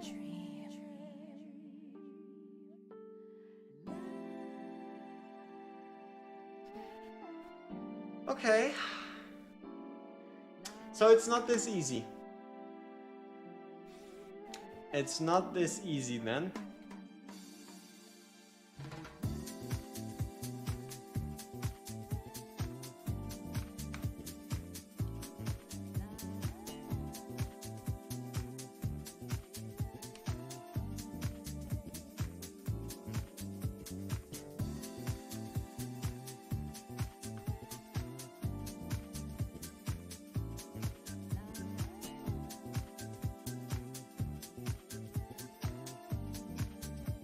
See, this is the nice part, right?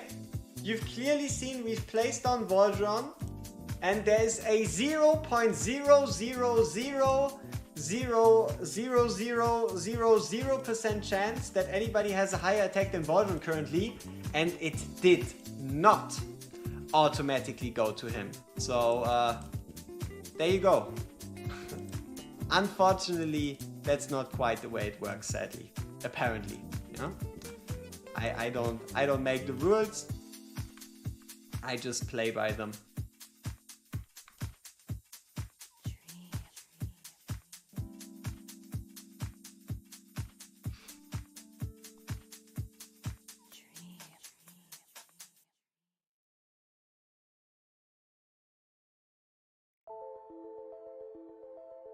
So we have the buff. Now, to be honest, we have the buff. Life's good. And we can remove. Okay, so now we kind of have to see what do we need to do to make Valderon survive while obviously still getting the most amount of damage out of him. Which, for example, here would definitely have to be to wait until maximum stacks.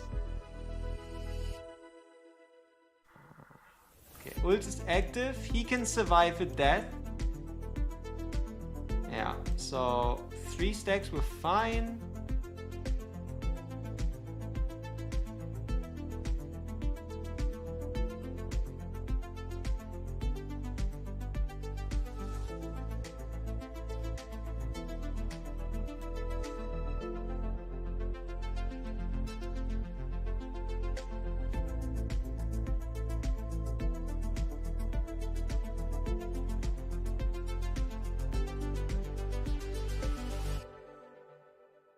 Okay, there we have the raw.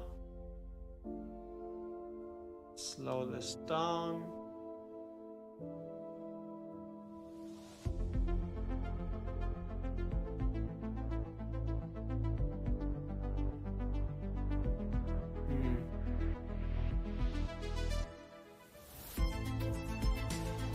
Okay, so here we were able to trigger in time, but he didn't die anyway, so it was kind of wasted. Dodson, Zeep and Leia, she's got for Drake. Oh, why not bring Khan? Oh, we're just looking for We're just looking for maximum damage on my boy Valdi. Sure, we can bring in Khan and it would make our life probably a whole lot easier. But yeah, we're just looking for like some maximum Valdi damage. Let's see. Okay, so I mean, okay, might as well. Huh? Why make life more difficult than it should be? We can also just bring in a Carnelian. It's going to give us the same numbers. And we should be fine. So one of like the, I guess, issues with Leia is she's only truly prevalent when it comes to Guild Boss 1. At least Nightmare 4 currently. Do we have one? We do. When you bring her as the 11th unit. And then you would rather bring someone like a Holomon naturally. But yes, Leia, there's no need to underestimate a Leia, indeed. Hey, Carnelian.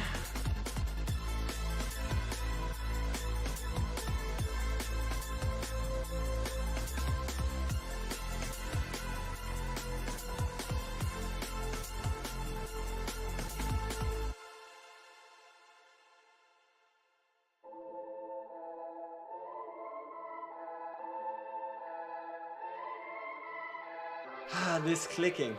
Clickety clickety click on a click click click.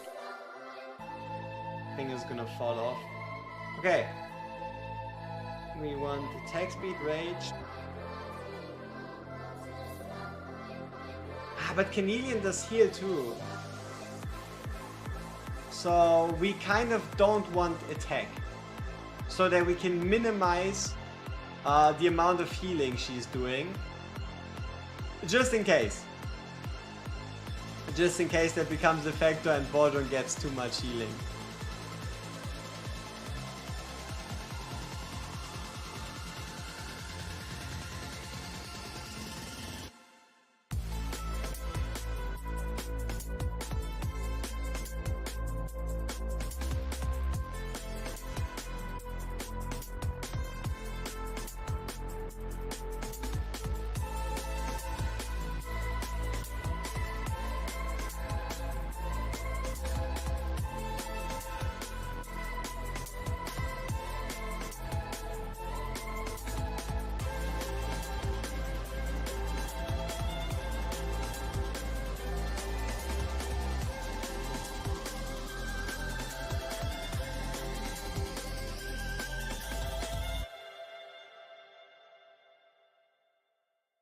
Might as well add in an euphoric orb. Because that's gonna be present in most teams regardless.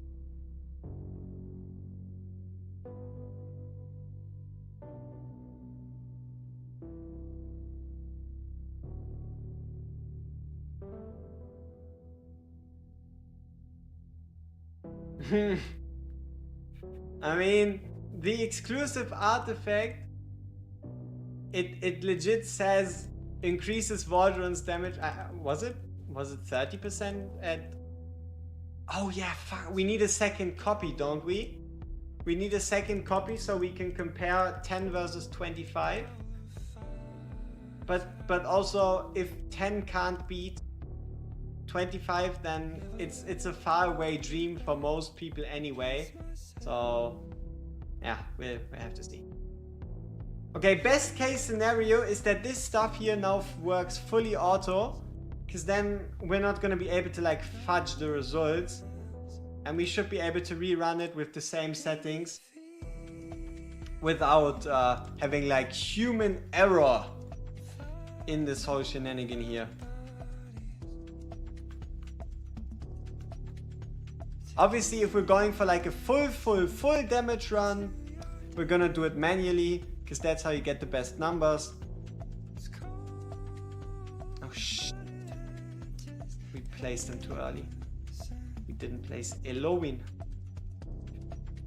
So, Valderon. No, not Valderon. Luckily, didn't place them.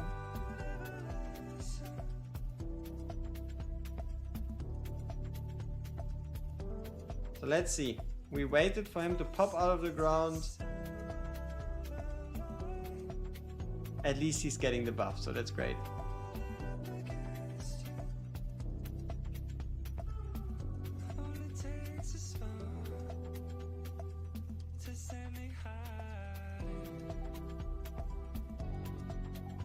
I guess the only thing that you could complain about to an extent would have to be the laurels, right? The laurel placement, but luckily enough for us, the laurel placement should be pretty consistent for both, because we're just gonna place her as soon as she's ready. So I don't really think it's too much of a point of contention. Okay, go, put in, nice, in, and instantly out on turn, start. What? I could swear I placed her. I could swear I placed her.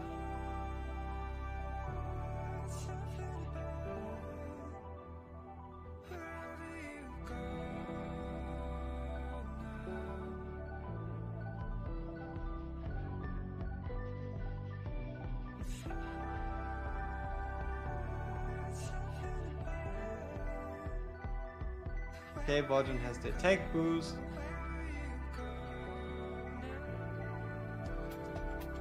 Okay. Let's see how this goes. Yep, indeed. So, the main thing we're looking for is Valderon's stacks, right? The stacks on his back. If those are still 3 by the end of this fight. Because if not, we'll have to figure out a different way to do this. And also what you're gonna notice, his HP. Even though Cornelian has basically no healing capabilities, his HP are going way higher than they were the last fight around.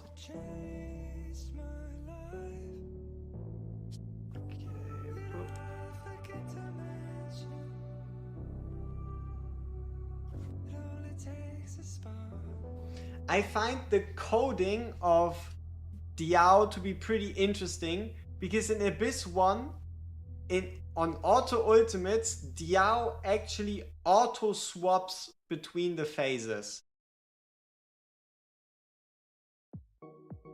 Okay, so he still has 3 on his back, as far as I can tell.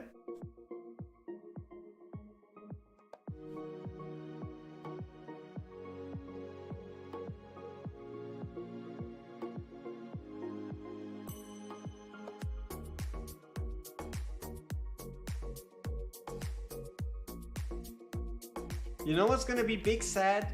The moment we find out that he's not gonna be able to break the shield, because Wukong can. So it's gonna be sad news.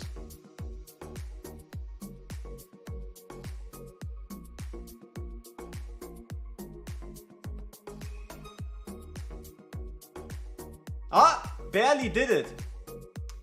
It only took cracked out of his mind ridiculous gear for him to barely be able to solo the shield.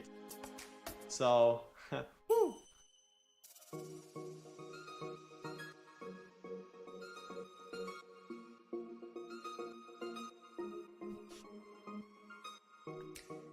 Okay, we still have 3 on the back.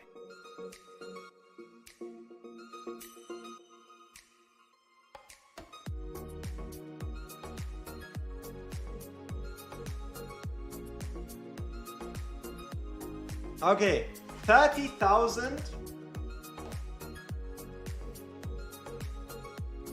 Yeah, but why would you want to make him broken? He's already strong enough. So, Valderon, 203 million with some vulnerability support, some defense down support, and a Laurel. Keep in mind, this is with Diao Chan numbers, right? This is with Diao instead of Dolores. Is it wrong I wish for pulling for Valderon over Ingrid? Honestly, no. He's just cooler. He might not necessarily be... Fuck! I know I forgot a little something. And that was... I should have saved this as an auto fight. Should have saved this as an auto fight. Because then we could have just swapped out the artifact. So, this was Valderon with Veiling Skull. Now, Chaotic Doomblade, which increases damage by 15. And then when his HP is below 30%, the damage increase is doubled. Another issue to, I guess, what we're testing here. He has nicer legs and feet. I don't know about like the goat toes. But sure, if you're into that. And that is he inflicts vulnerability, right? But we're also doing vulnerability on our own. And another thing that jumps up is he also already does vulnerability, even 20%, if you use this ultimate at full stacks. So I don't even think it's too fair of a test. But still, I mean, how long is it going to take us to get a Valderon artifact, the second one, right? Oh yeah, that was A0.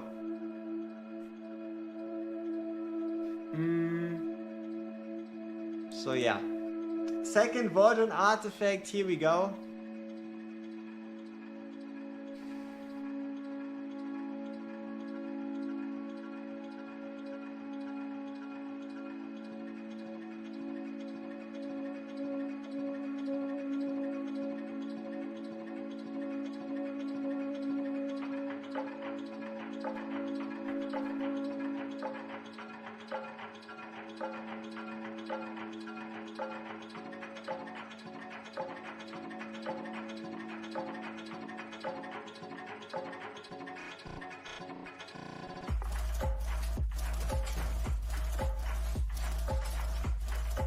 If you're wondering what I'm doing, don't do this at home.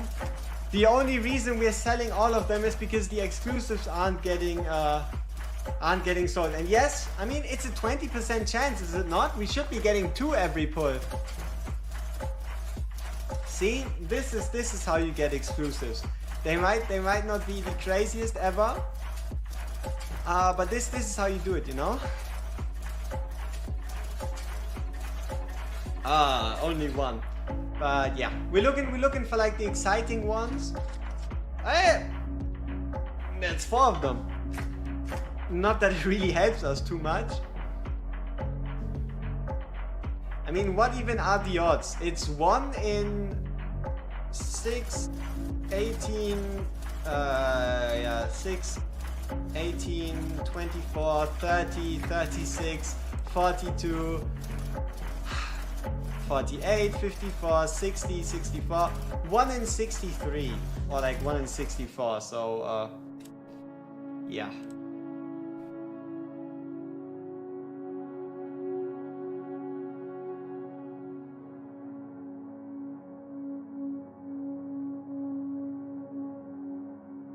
Yeah, it is weird.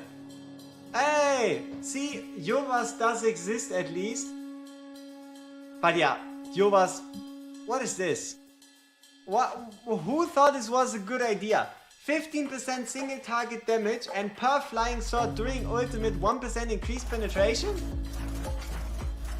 Damn. Who came up with that?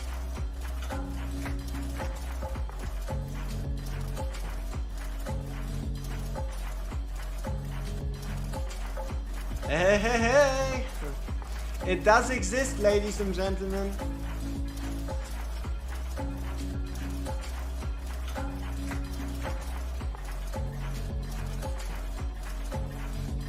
So my guess for the Valderon artifact would be the single target damage should go up to 30%, while the single target damage stays at 15 at 10.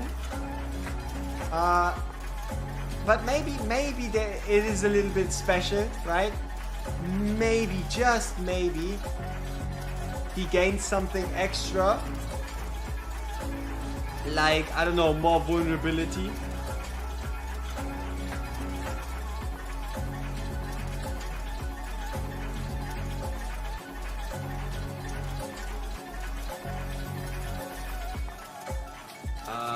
Tome of Horror worth keeping for Mary? No. On Mary you use Nightmare Samsara. This one. This is what you use on a Mary.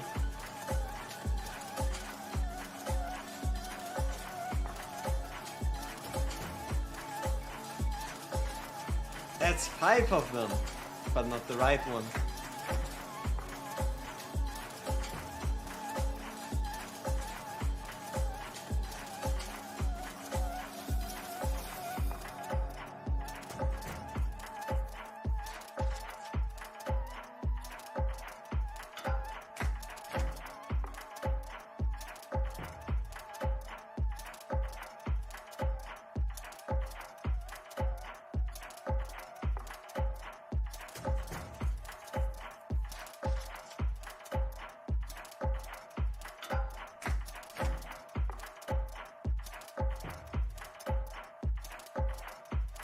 The Tome for Grief?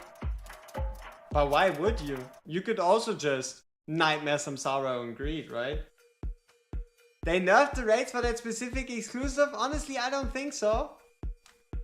I think it's the same as everyone. It's just a 1 in 63. And, yeah.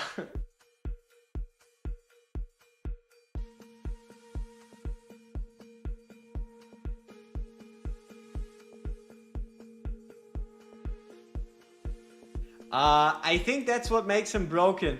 If you were to take away the fact that Valderon gains a stack of karma every time he dies, you would just create an unkillable, unbeatable menace.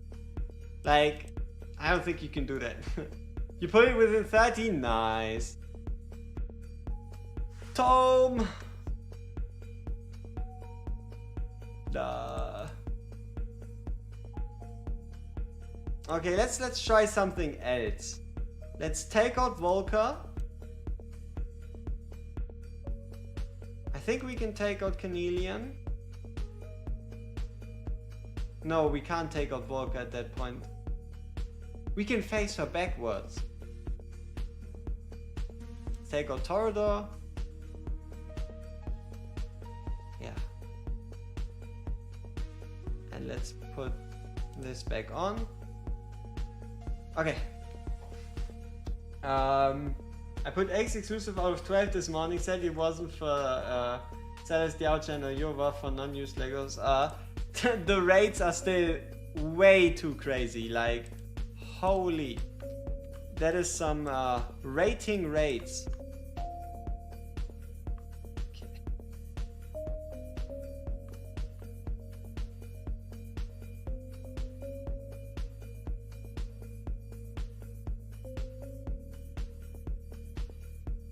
Okay, let's see if Nightmare 3 even has the ability to kill Valderon. Because at least when it comes to like defenses of the fight, Nightmare 3 is basically the same as Nightmare 4.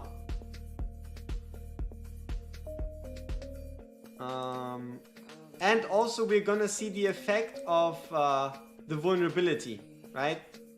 We're gonna see the effect of the vulnerability of the exclusive artifact, which should give us a better idea of the impact.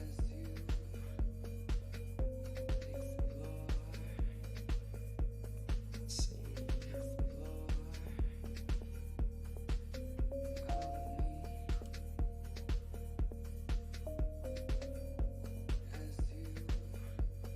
Yeah, Valderon's probably gonna die here, huh? Okay, let's reintroduce Cornelian again.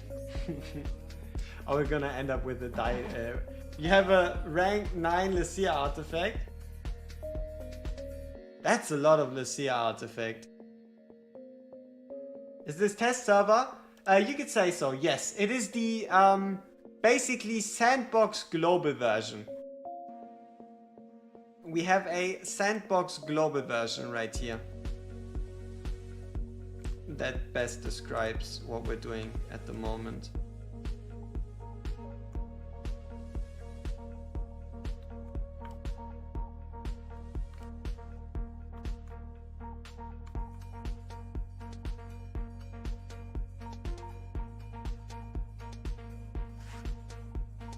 Okay, come on, Valderon. Give us a baseline. Give us a baseline of what you can do. So we have something to work with. Oh yeah, and this time we won't forget to save it as an auto, so that it is not only faster, but also more convenient.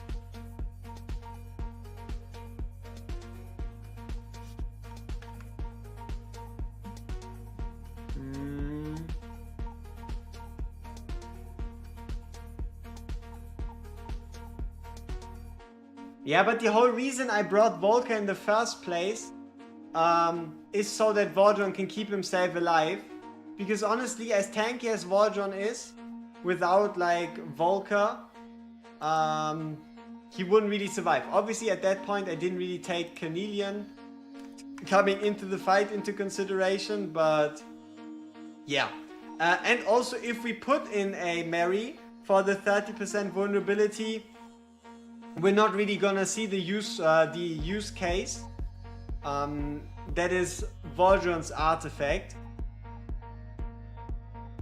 Oh, and also we can test something very interesting, and that is the difference between having Valderon ult at 100% every single time, which is what he's doing there currently, and him ulting at 200% every time. Because obviously the reason why the 200% version should outperform the 100 version at the moment is because there's no vulnerability, right? There's no vulnerability gain on ultimate if you trigger Valderon's ultimate the first time, or like at 100%, and that's something that the artifact kind of solves. It's not something that you're usually like thinking of, but one of the reasons why the 200% Valderon ult has a slight edge over the 100% version.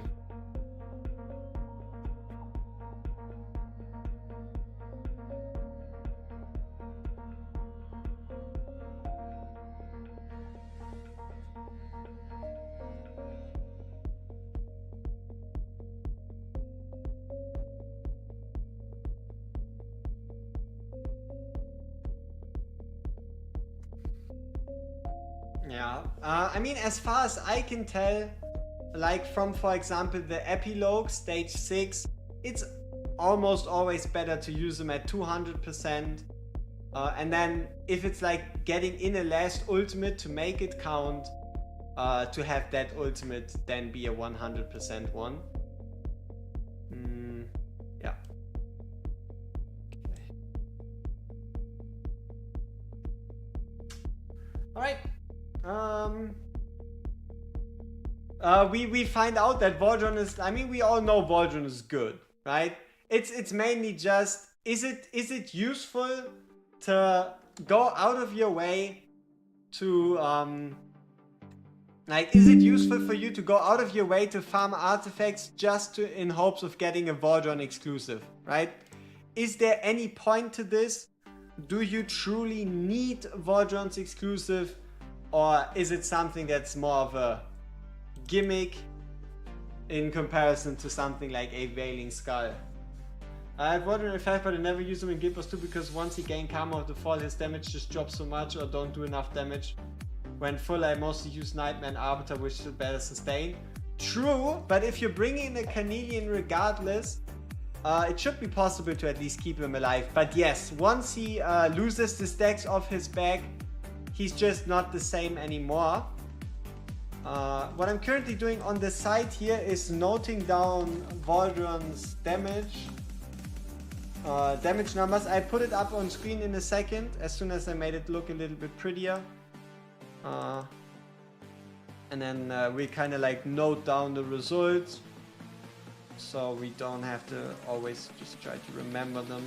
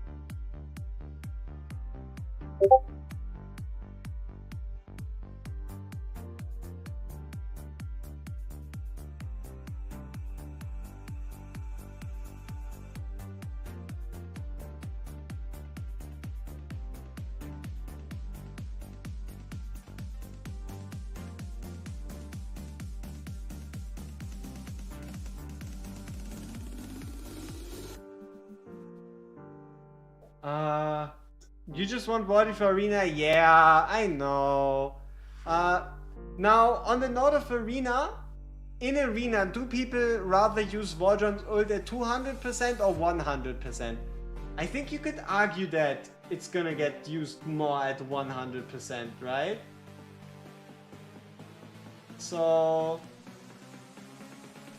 at least for arena, if you're using it at 100% anyway, you're getting a damage boost in comparison to a chance to summon a summon. And also you're getting the vulnerability boost. So it's probably already arguably better, even without having a closer look at it, when it just comes to arena.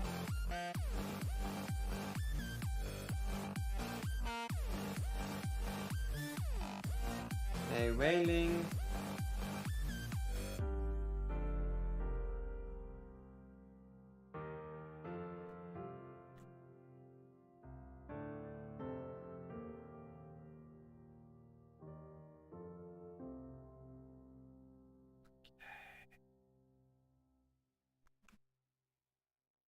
Okay, so we've saved this as an auto fight.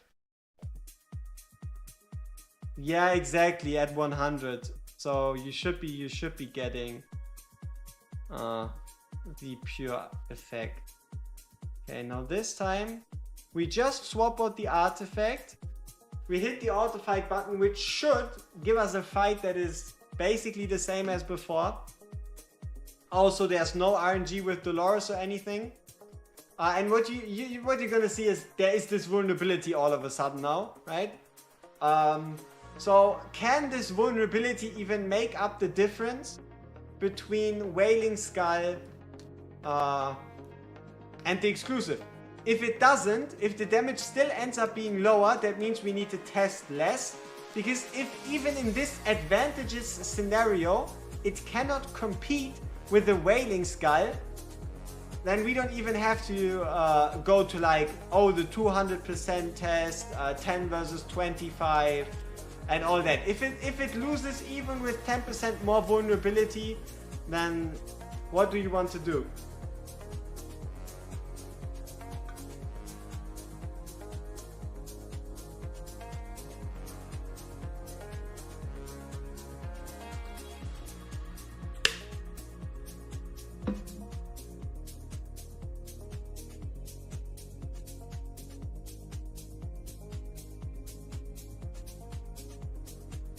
It looks similar. Maybe Valderon like this slightly higher?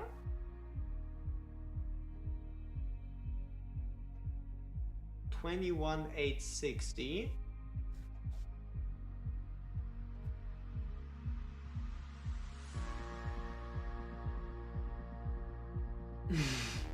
Wow. Wow.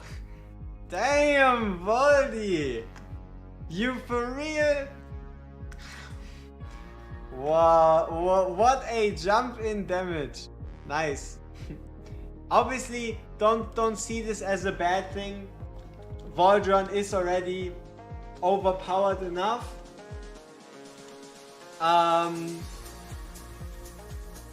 But keep in mind, this is a very advantageous scenario for the artifact right here, because we basically played it to its strength. We played it at one ultimate, but hey, at least in this use case it did win. So now, to keep it fair, we do a second run of Wailing Skull, just to see if maybe it was just RNG and Wailing Skull either procced higher than it was supposed to be, or it procced lower. Depending on the result, we might have to rerun another Wailing Skull run. So we just want to ensure that what we're seeing right here is actually the truth.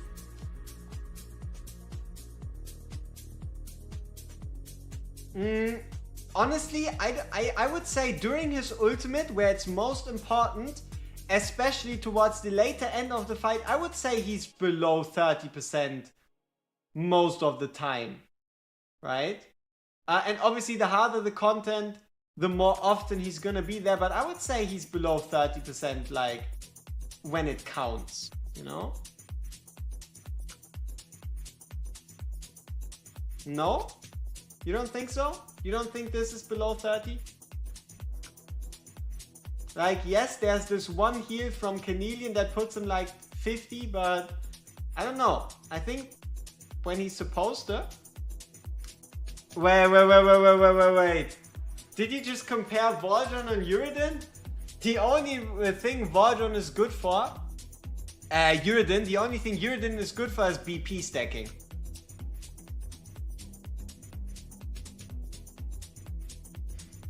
Okay, so this is the exact same run, another run with Wailing Skull, and this time Wailing Skull proc way less. So let's keep in mind 190 million, and while I update this one, so maybe 198, so there's two scenarios, either 198 is super lucky, or 190 is super unlucky.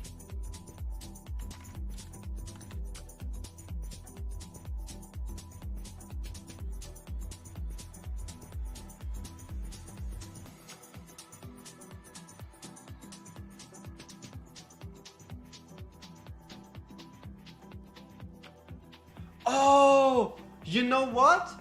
We do actually need multiple copies of the exclusive, because shouldn't the exclusive double the damage to double the effect? So the exclusive would be 15% at 10, and then it should be 18 at 13, etc., giving us 30 at 25, which would get doubled to 60 below 30. But we don't quite know the upgrade path yet, so we'll have to see. Hey Luca, appreciate the greetings from Romania. Thank you very much. Oh, this one is going better. So maybe 190 is actually an outlier in the wrong direction, huh? Yeah, it's probably more of 198 rather than 190. We need that second artifact, because without it we can't properly determine how good this is. Damn it. Okay, we have 330 crafts left. Let's see if one of those 330 turns out to be another chaotic blade. If it doesn't, things are gonna get desperate.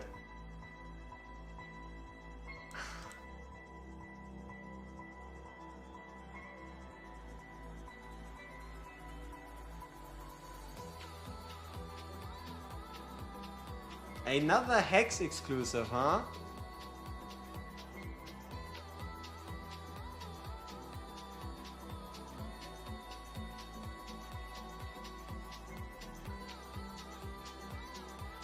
Double Silas?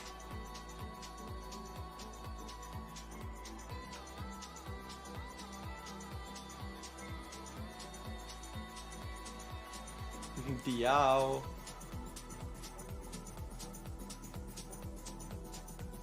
Another Yova? Leia. Yeah, maybe we're getting 25 Sutra before another Voldy.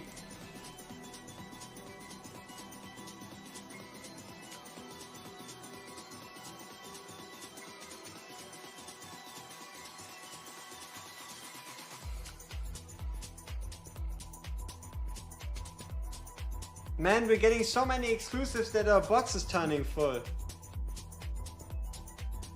Hey! I just came back to the game after a long break. Got him just as I quit. Wanted to find out from myself. Hey, Valderon is so fun, man. Just use Valderon, put him into any content and then call it a day. Uridin, he's just gonna not live up to his expectations. He reads way better than he actually turns out to be. If you wanted to find a specific place for Uridin, it's probably Conqueror Codex. Outside of that, wouldn't really advocate for him too much. So, what we have to do, if these exclusive forges aren't enough, then we have to go into the Titan Forge. With a 4% chance at getting an exclusive. But also a 50% higher chance for it to be Valderons, because it's only going to be ground units rather than platforms.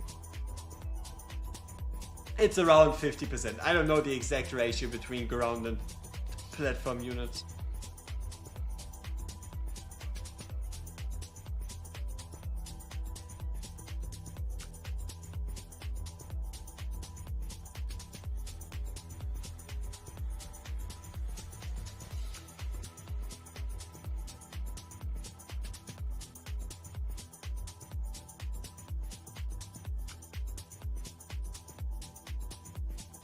Another Wukong artifact, huh?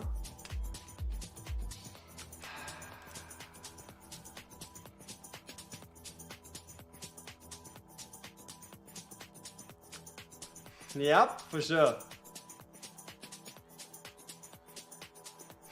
6 in 1. 6 in 1, but it's not there. Hey, Gold Branch! Welcome back, man. Been a while since the good old Twitch days, eh?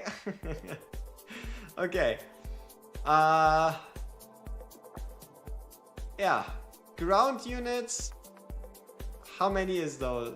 That's 6, 12, 18, 24, 30, 32. Yeah, it's about a 50% higher chance.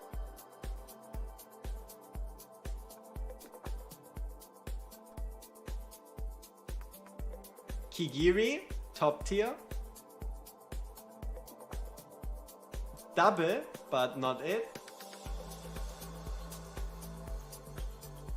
Anchor of the Damned from Reeves. Lust.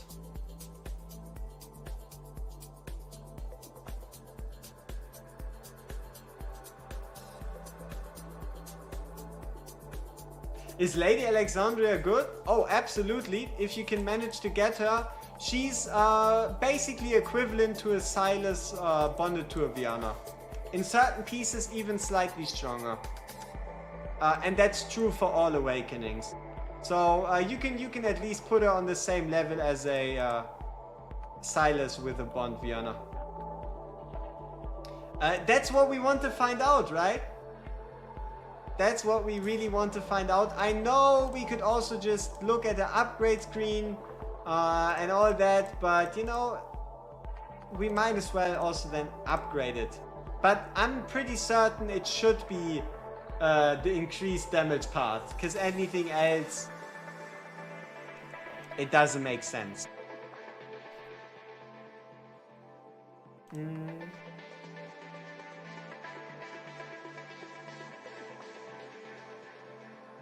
Yeah, she has incredible range.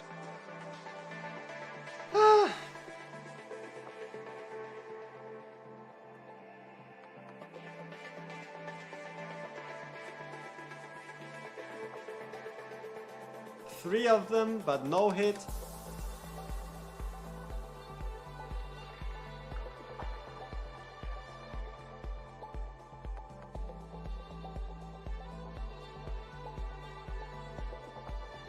Though, to be fair, I would say the rates are pretty good.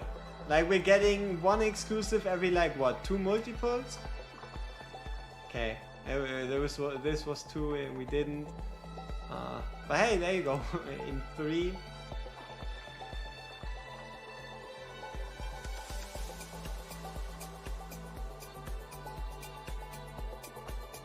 Maybe I should have kept my mouth shut, huh? Now the rates are down the drain. Another Kigiri! Why?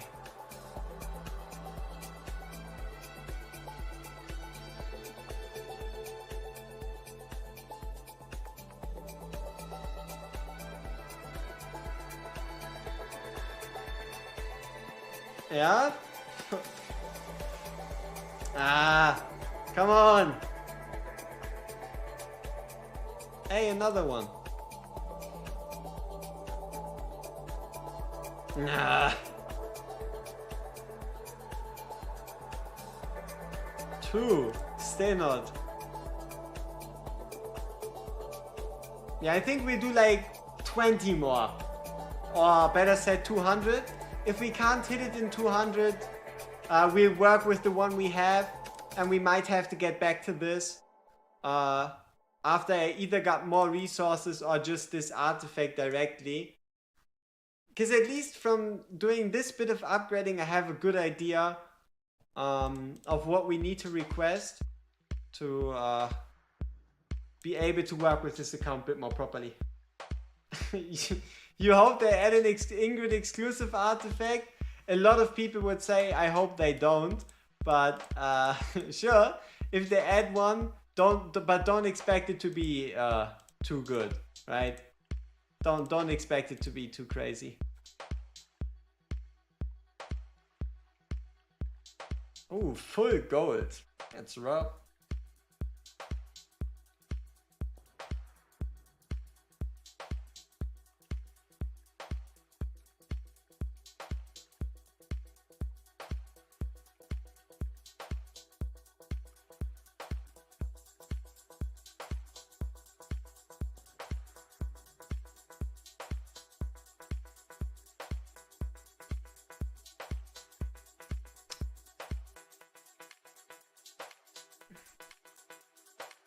Alright, so it wasn't meant to be.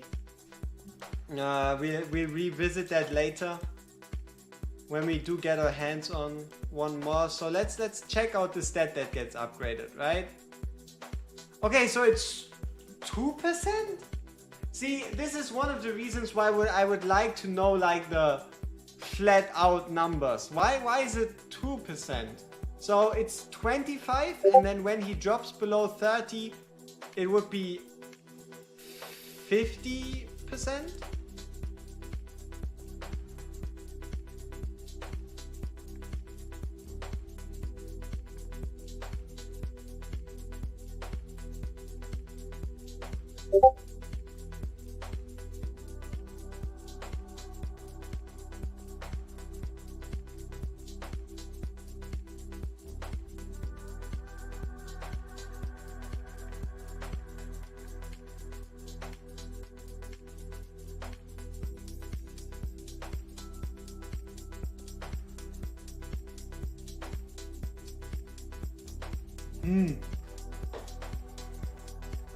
Yeah, 50%, but it could have been 60. But if we upgrade this, we can't go back. You know, that's the problem, right? If we upgrade this, we can't go back.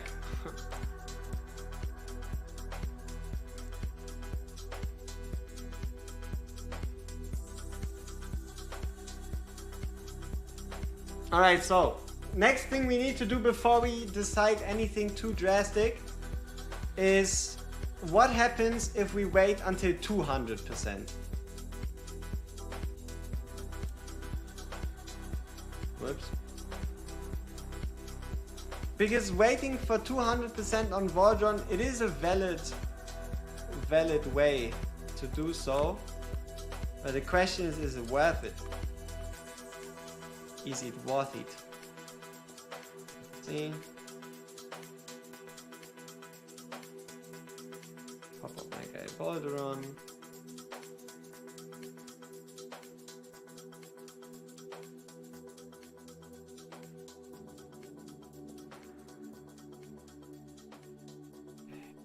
Here we go. Let's see. So,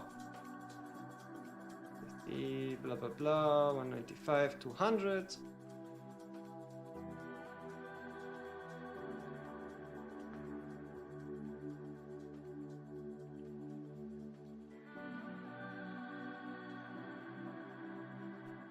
Obviously, something that kind of introduces issues into this whole thing is timing.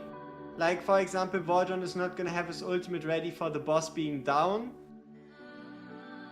But there's not really too much we could do about that. Because then there would be the question of, oh, but what if you had timed everything else differently? And then like, oh yeah, but like, yeah, sure, doing it on 100% is superior if you use like this very specific timing. But if you use the same timing for 200%, you're gonna get like other results. Yeah.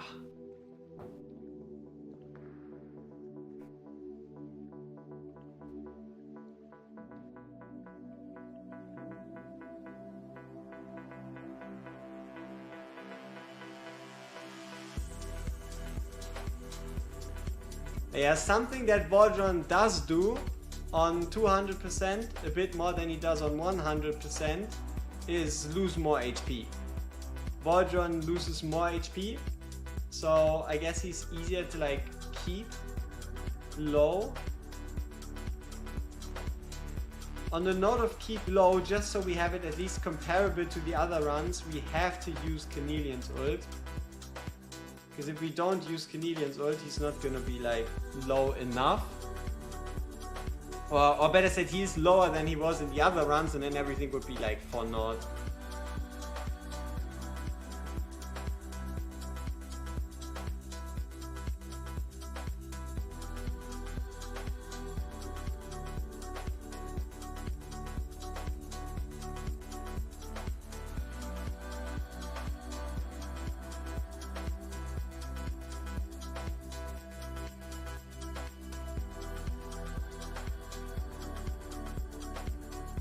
Yeah, but damn, would you look at this, huh? The damage is way higher. I think we can already conclude using Valderon on 200% is way higher. Like you can already see it in the numbers.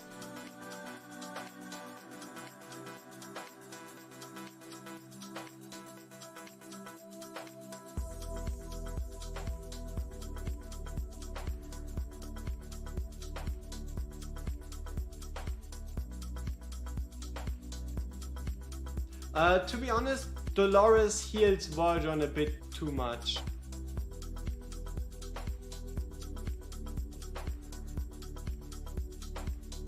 But yeah, look at this damage increase. So for the last one, we should have ulted already, but look at this difference. This is 100%, ulting at 100% with Valderon, and this right here is ulting at 200%.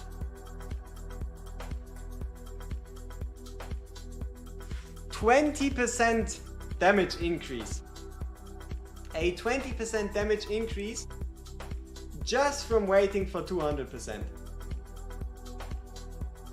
So how do we make this even better? Probably taking out Volker, hoping Cornelian can keep him alive.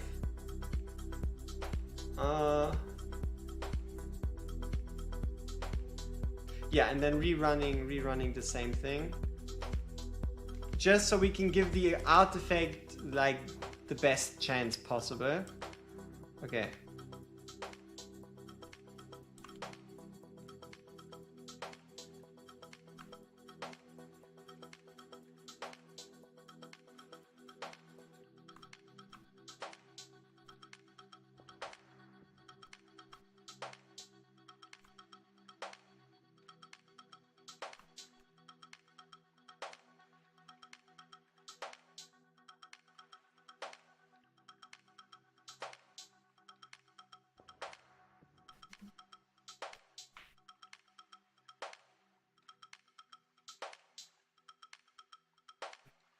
But we have to have her in the team though.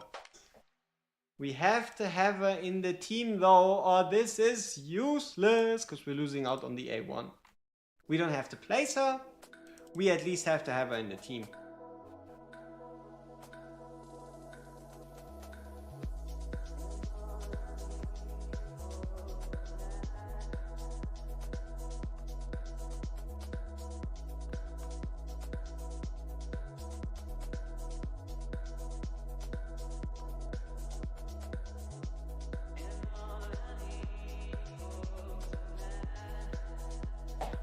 Okay.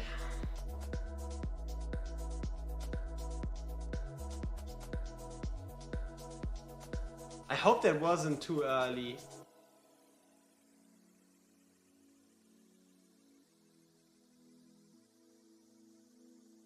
It was. I'm pretty sure it was. Valderon shouldn't have started on 76% rage, should he? Or should he?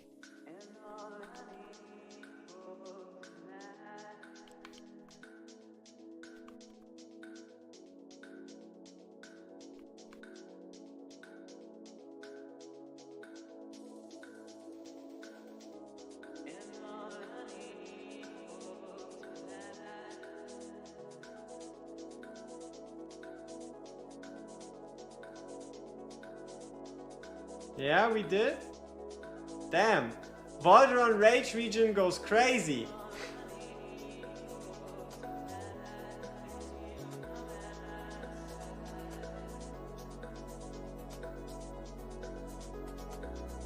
Yep.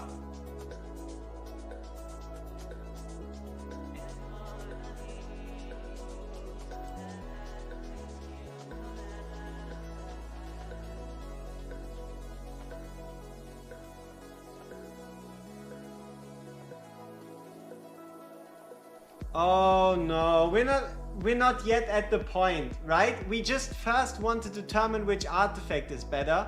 And luckily enough, if we were to introduce a layer and stuff like that, it would scale the same way, right? If the artifact loses out now, using a layer is not gonna make a difference.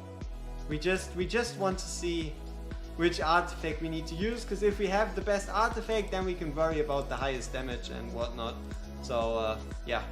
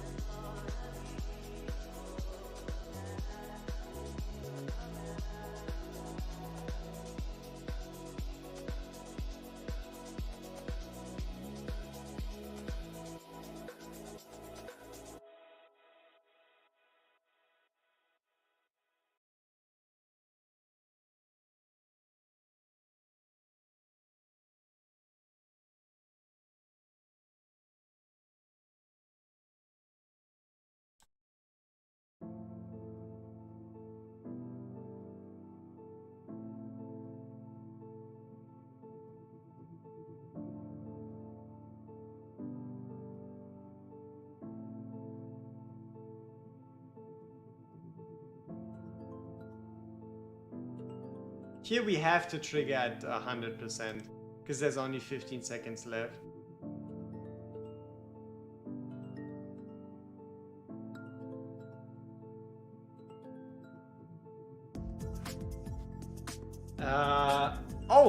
Yova's new artifact is ridiculous, and yes, we'll do that too, but today is just more of a like figuring out the account and all that.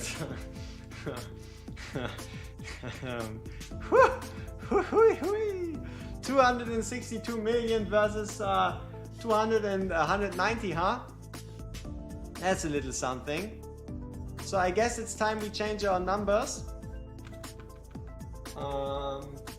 262435.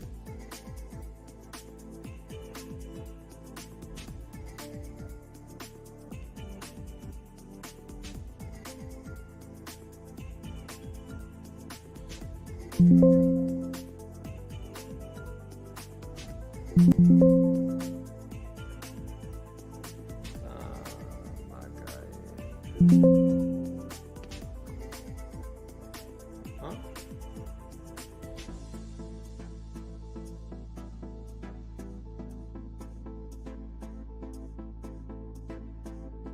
Okay. And now, do we really think the exclusive can keep up with this? Do we really think the exclusive can keep up with this? Let's find out. The damage to beat is 262.435 million, and also there is a disadvantage for the exclusive because the second part of the artifact is basically useless.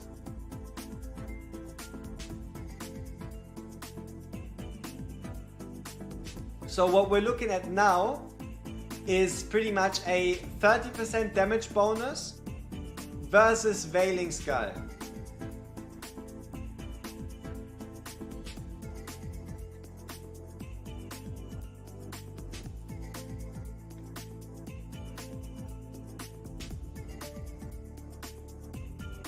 Why is the wait time so long?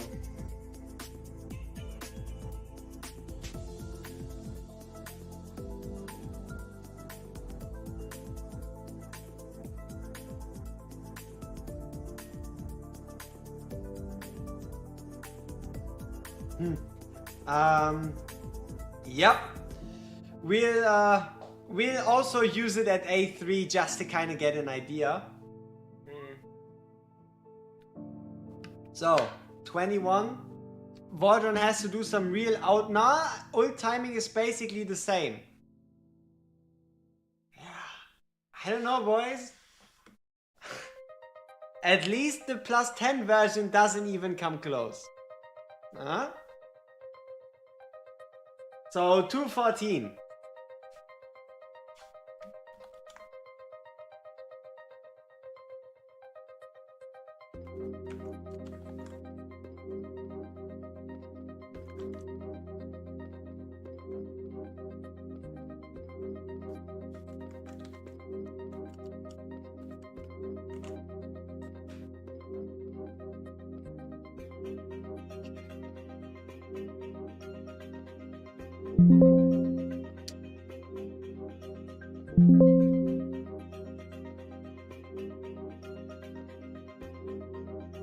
Alright. Wukong needs a buff now, probably. Alright, so 13 goes to 17. So 15 goes to 17, 17 goes to 19, 19 goes to 21, 23, 25. Alright, let's see. Valderon with more base stats. Yeah, the new Decimus quest. Ah, it depends, right? I think it's account specific. It's not like globally. So yeah, I think it's just for you that Decimus came in and made you do whatever he's making you do. Okay. So, exclusive at 25.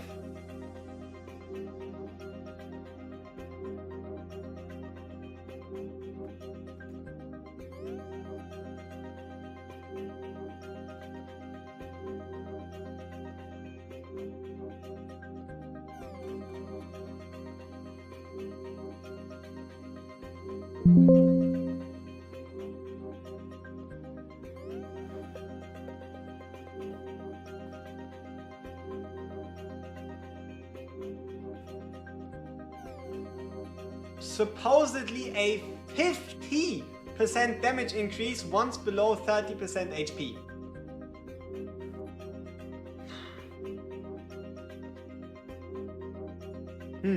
I don't like this ult timing there. Maybe we'll also have to like run another Wailing Skull run. Because I feel like it takes a bit too long on like the 2-minute mark.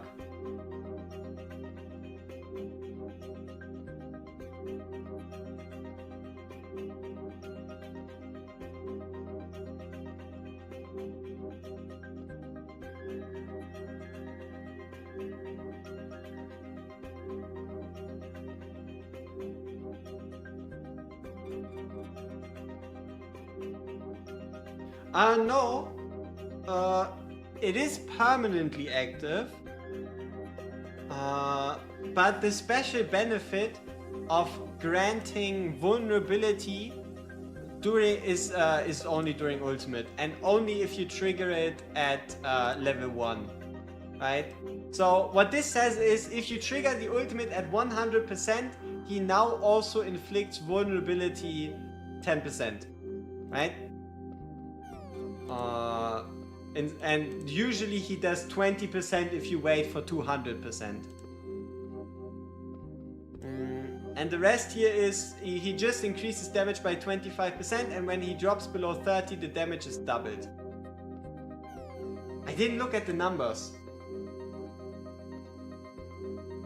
but I think the numbers were lower, weren't they? Right. Once more with Wailing Sky, this time with auto timing, just in case that auto is doing something funny. So this timing is fine.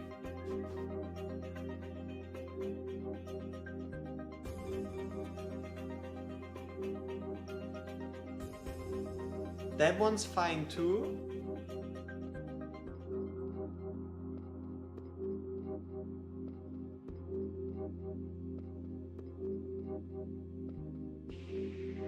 That one was fine too.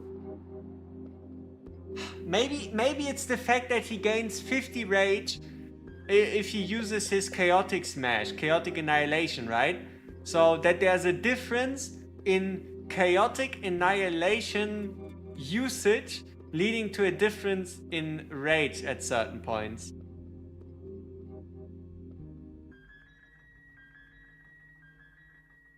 Yeah, first ultimate didn't trigger properly? I don't know, looking at the damage, I would say it did.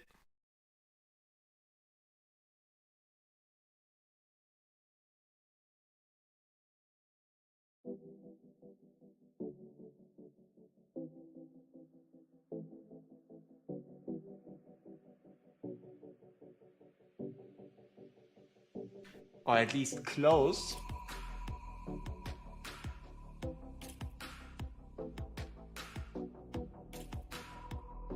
Yeah, so 8 million down.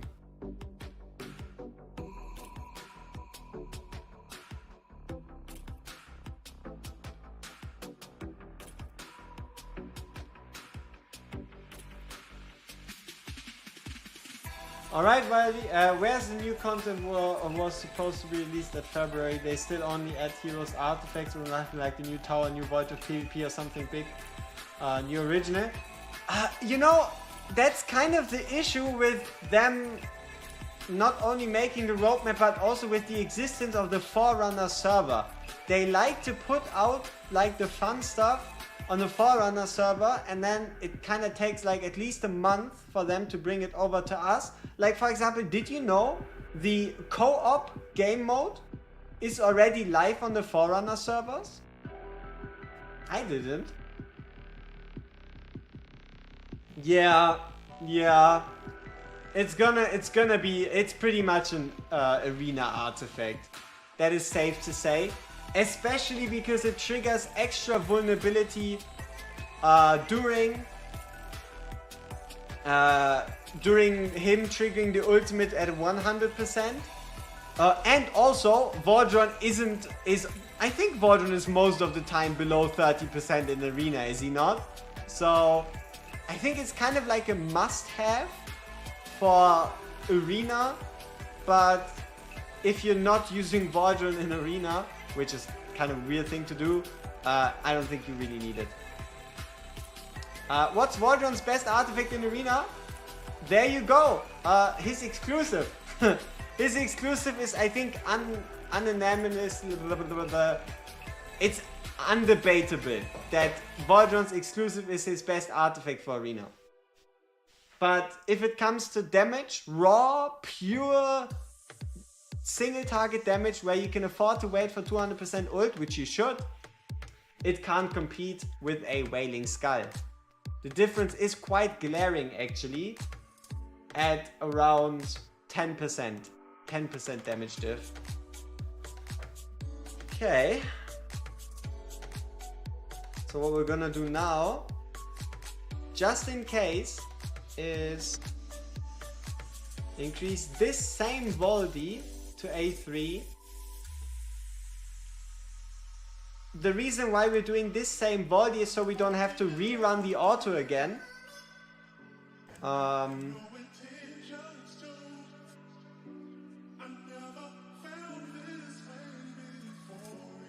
But also Valderon's A3, don't expect it to do anything too crazy, because the defense of Nightmare 3 really ain't the highest in the realm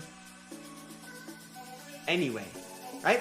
Just in case we run both artifacts to see what happens, but I think we can already conclude that at least his exclusive on his own is pretty much Arena use only. But it is nasty perfect for Arena with the way you play Valderon. Yeah. After this, what else can we add to make Valderon deal more damage? What else can we add to make Valderon deal more damage? Technically we could A4 him or A5 him, but those wouldn't be doing a whole bunch.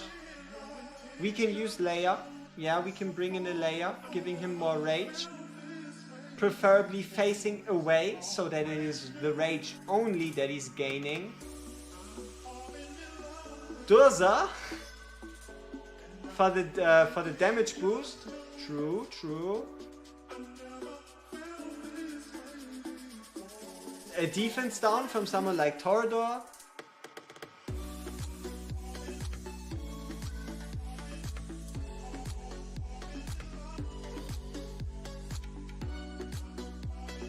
Infernal Raw.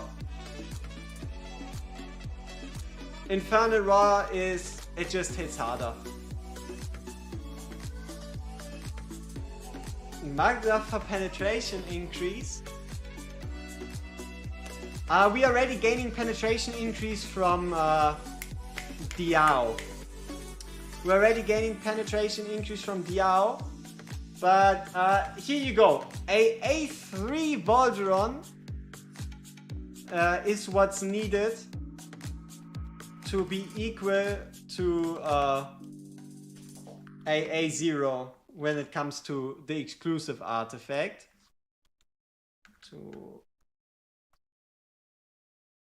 It was 234 and then A3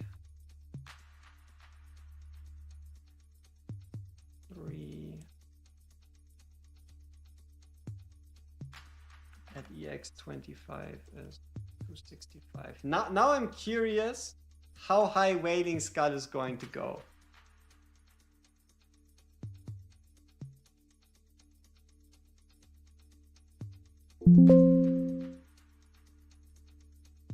Makes me very, very curious of how that is going to perform. Alright, let's see. Big boy Voldy, show us what you can do. Oh yeah, and for those of you curious, the BP stays the same. Even if you have his exclusive at 25 or if you have a Wailing Skull, BP stays the same. BP stays the same. Shattered Hilt for single target. Honestly, might as well. We'll run a run with Shattered Hilt too, to give you an idea of how it looks. Why not? Shattered Hilt, valid argument, has been added rather recently-ish. Not a lot of people have it or have it maxed out or even want to try it. So yeah, sure, why don't we?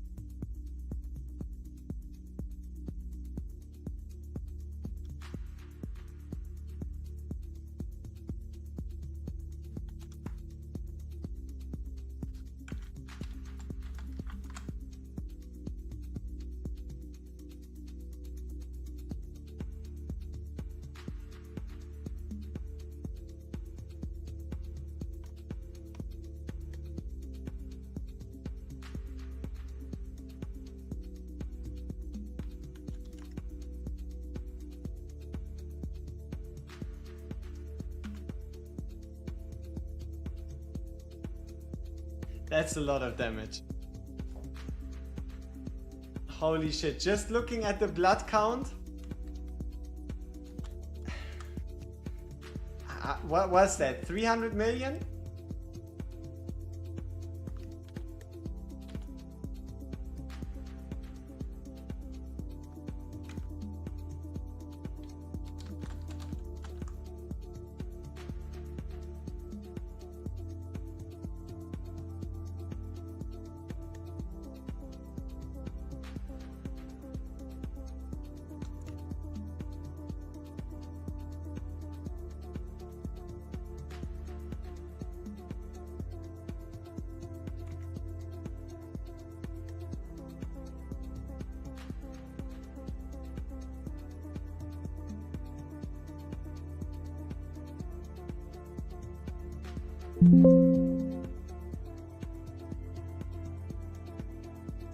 The damage of in-battle meter is different than the one at the end of the battle screen, to be honest, by the way. Yeah, but we don't look at the in-game meter, so it's fine. Okay, big reveal! Oh boy, that is that is a lot of damage. Considering the fact that it is just Valderon with a Laurel, no other boosts besides, it's just him, Diao, and a Laurel. Oh boy.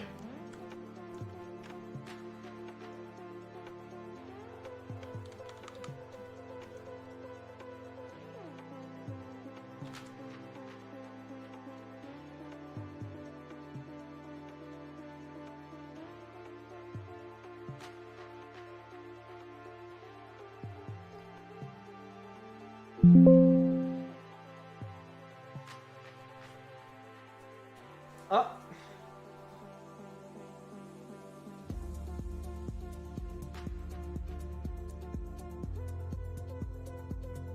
Okay, and just for completion's sake, sure, let's put in Shattered Hilt. Let's see if we have a copy lying around. If not, we have to pull for one. Yeah, it's all exclusives. Okay. Let's quickly get ourselves a Shattered Hilt.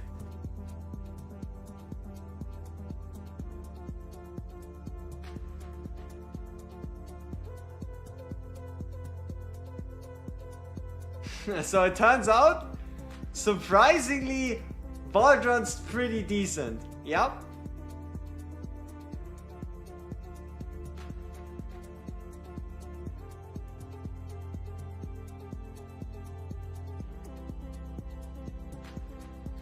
Come on! That's a Wailing Skull. Shattered Hilt, there we go. Alright. Shattered Hilt. So, Shattered Hilt increases single target damage by 10%. For every 5 instances of damage dealt, it increases it by another 10%. So 20% permanent versus Valderon's exclusive, which gives 15% permanent and 30 if below 30. Hey, it's actually kind of catchy, 30 if below 30. But yeah, if we max it out, if I'm not wrong, you should end up with 20. So it goes to 80 to 20.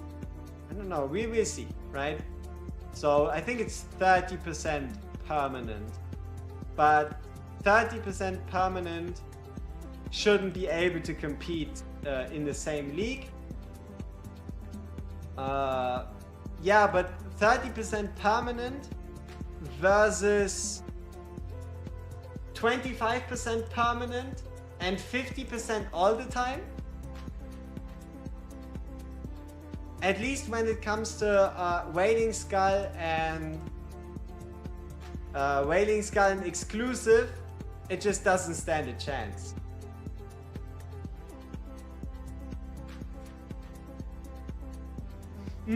Arteka, you can make the same thing work with Valderon here without Cornelian. You don't need Cornelian, it's just so that testing is easier, right? You don't need Cornelian to play a low HP Valderon.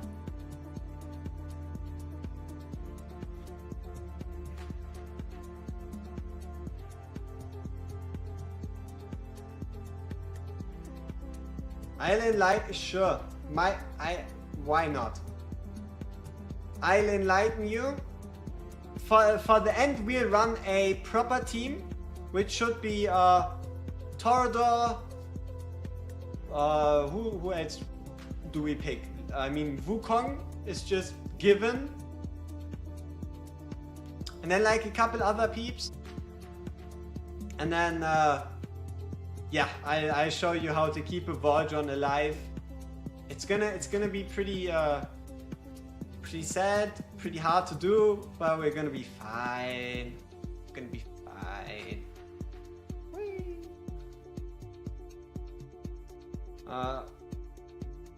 All ults except one haven't triggered properly. I mean, we might as well run it back, but to be honest, looking at the score, even if everything were to trigger 3 to 4 seconds earlier, where have I been? I mean, I did upload twice yesterday, right? But yeah, I was mainly ill-ish, you could say. So 228. Make that a 230. You use Flux. Give me a second here. Relax.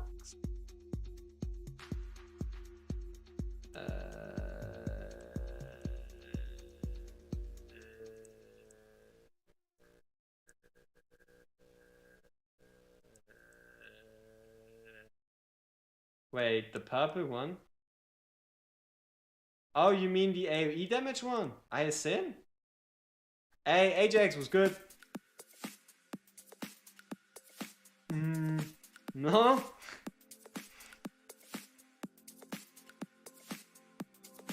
Wait, I kind of thought he was talking about Rent here, but...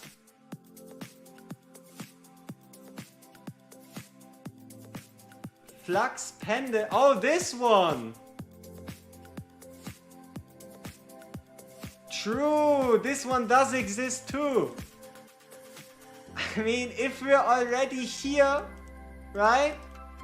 If we're already here, we might as well, you know?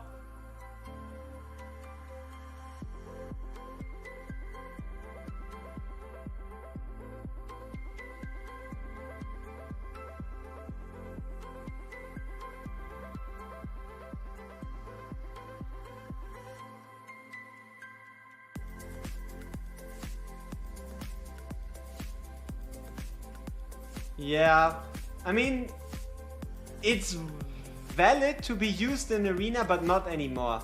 Now you gotta have that exclusive or you're probably not gonna be able to compete. See, my issue with Flux Pendant is the fact that it increases crit damage. Crit damage is already a stat you can get from gear, right? You can get crit damage from gear, so you're kinda just adding a stat on a stat that you already have.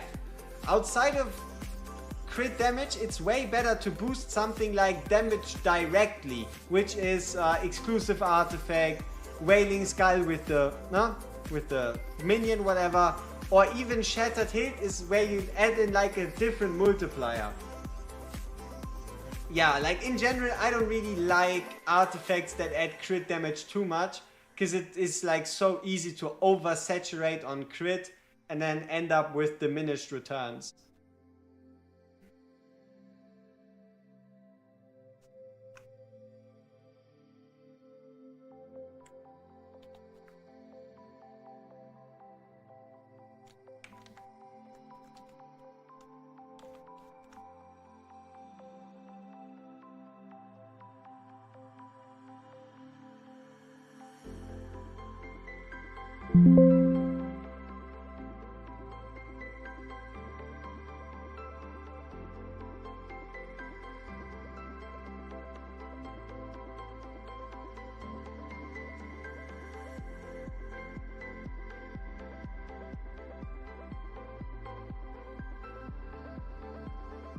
So yeah, as you can see, it's not bad. It's not a bad choice. It's just not the optimal one. You could argue, I give you that, you could argue that it would be more effective if Valderon had not already 230% crit, but we are already rocking double attack right side. So yeah.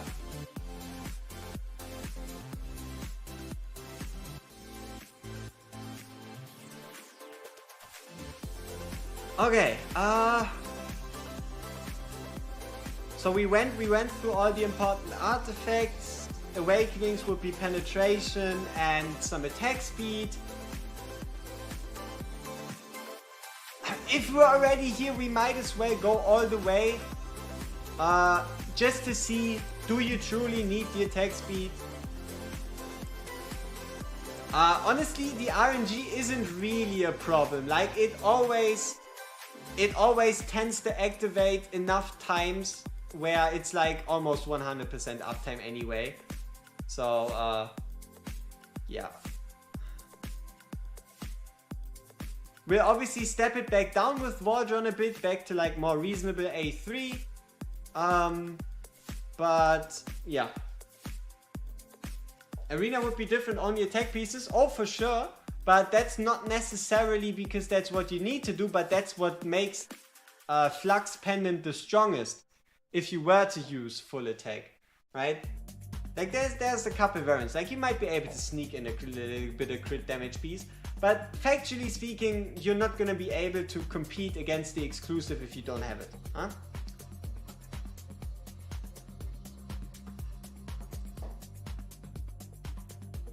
Yeah, but in Arena, this exclusive artifact is just too nasty. Because not only are you getting 15 or better said permanent 30% damage boost, you're also getting 10% vulnerability during ult.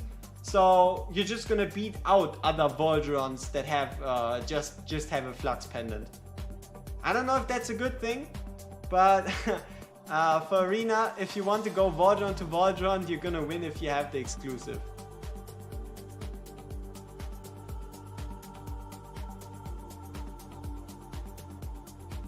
Oh, for sure he's already strong enough. But what about Yova? Yova has a faction exclusive piece. Yova has an exclusive gear piece. Yova has an exclusive artifact. Like, how much more can you give? So, this is the difference between A3 and A5.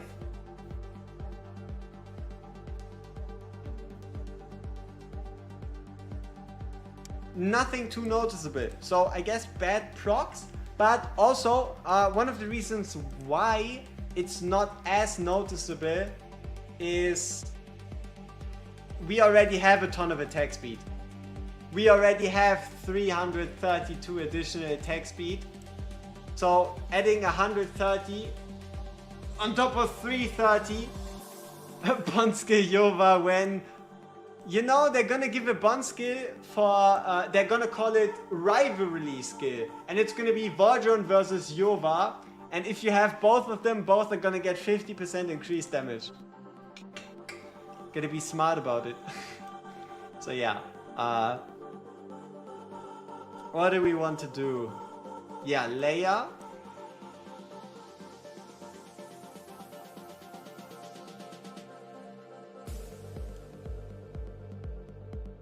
Oh, 100%. He's already nasty, and he's gonna be even more nasty with it. Okay. Upgrade Leia. Okay, any other ideas? So we're gonna put in a Leia in a position where she can't heal. Valderon. We're going to be putting in Torador to apply some death down, just because. Is there anything else? Is there anything else we want to add?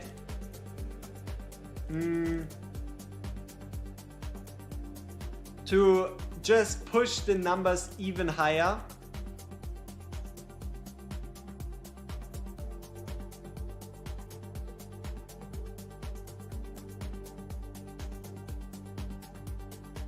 Like, for example, if we were to use Durza, where and how would we place him? That would be interesting.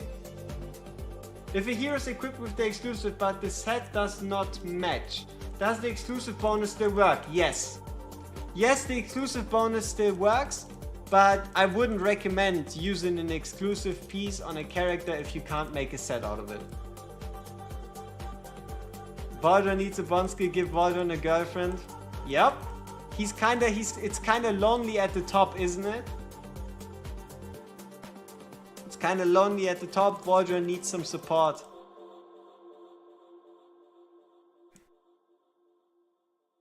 Ooh. How did they play? Barca versus Benfica. 3-1, so it wasn't even close. Ha, lol.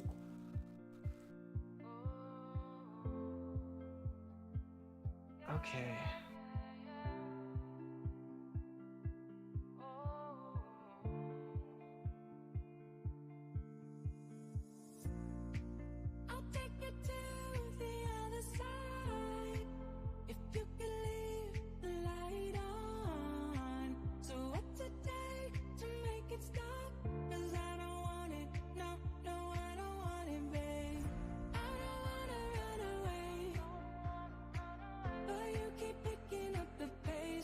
Slowing down, you're playing games, it's not a race. And I won't waste another day, cause I don't want it now. 3-1, yeah. No, no, I don't want it now. I don't want it, no, no, I don't want it now. I don't want it, no, no, I don't want it now. I don't want it, no, no, I don't want it now. I don't wanna run away, but you keep picking up. Does Durza have normal mage range? Because if he does, it's gonna be a bit harder to position everybody.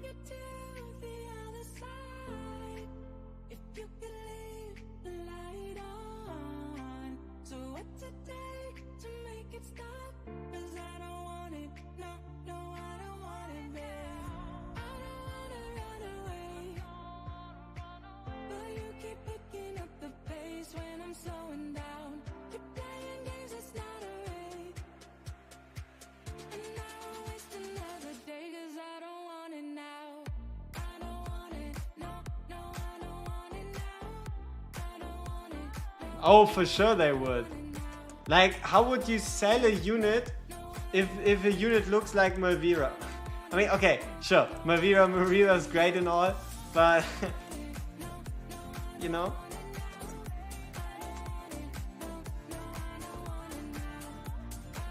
Yeah, I don't think his buffs are gonna be that impactful, because we have Leia already, you know? We have Leia already, so I don't know how impactful he can be. I'm falling down just for you. The real Praetosi.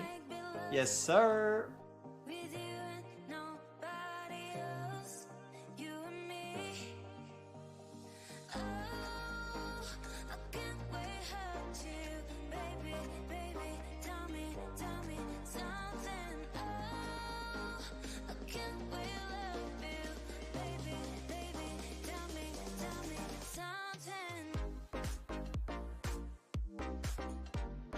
Baby, baby, tell me something. Oh yeah, and for those of you curious, yes, we're gonna run the exact same thing with Wukong too, just to see maybe Wukong, you know, maybe he ain't all that great, or maybe Valderon ain't that great after all, you know.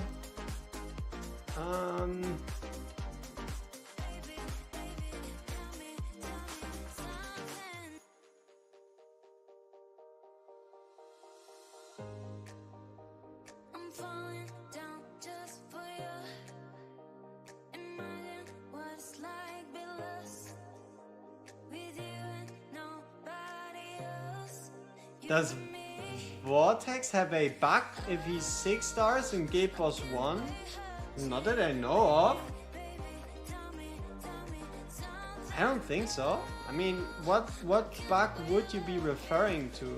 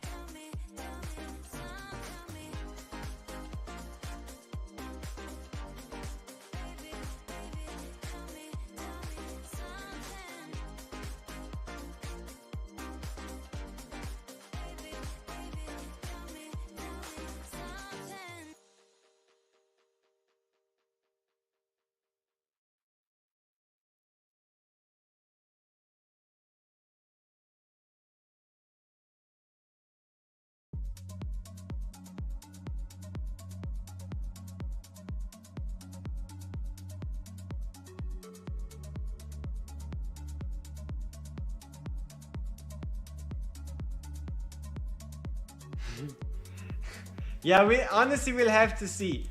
I guess the issue is they did it once and now people are scared that they're gonna do it again, right? Though, to be fair, I think they should have gotten the message that it ain't really... Oh, the Void Drift auto clear changes. Yeah, they're pretty nice. So you can now skip the stages you can auto fight anyway, making Void Drift way faster. Best gear for Valderon, Infernal Roar. Infernal Roar with double attack, Infernal Roar and... You know the left side set I'm talking about, right? I don't... Wicked Vengeance, there you go. Infernal Roar, Wicked Vengeance. Wailing Skull for single target, exclusive for Arena.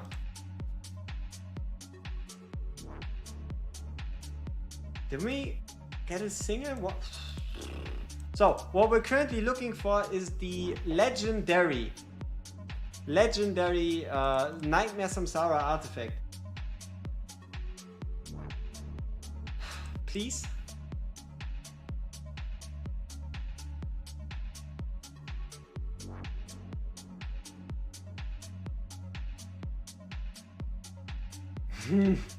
Maybe you could argue it's the best changes in over a year, but to be fair, I think there were a couple more monumental changes throughout the year that people just kind of forgot about.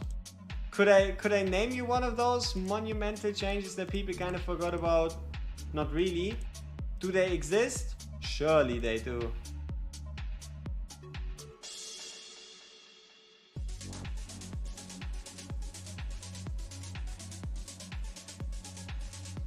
Come on. Hey, 99.6 kbp, that's a lot.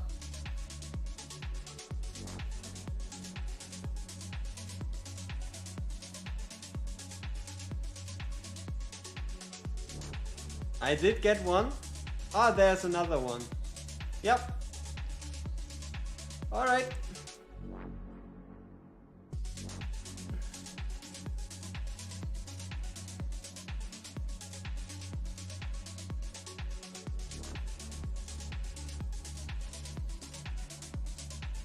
Oh, absolutely. I guess the only real point of contention is the question, was it an Jova exclusive? Yes, it was. Jova exclusive also released today. But that's Jova's exclusive is a topic for another stream. Is this my main? Honestly, with the way things are going, I might as well. Like, with the way things are going, I might as well turn this into my main. Because I'm not gonna be able to manage free-to-play, main, alt main, test server live version, and all that stuff. So yeah, we're probably gonna make this my main. I don't have the capabilities to manage 6 different accounts. So yes, I guess this infinite resource.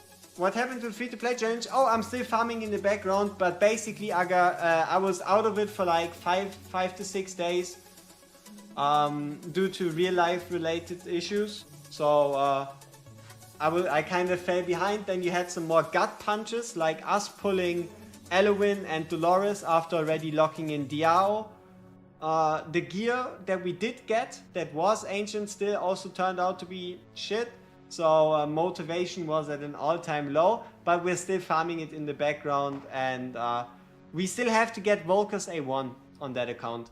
As soon as we do, that's one of the more convincing reasons to get back into it, you know? Okay. Let's see. Valderon. Let's do A3 first. No, let's do A0.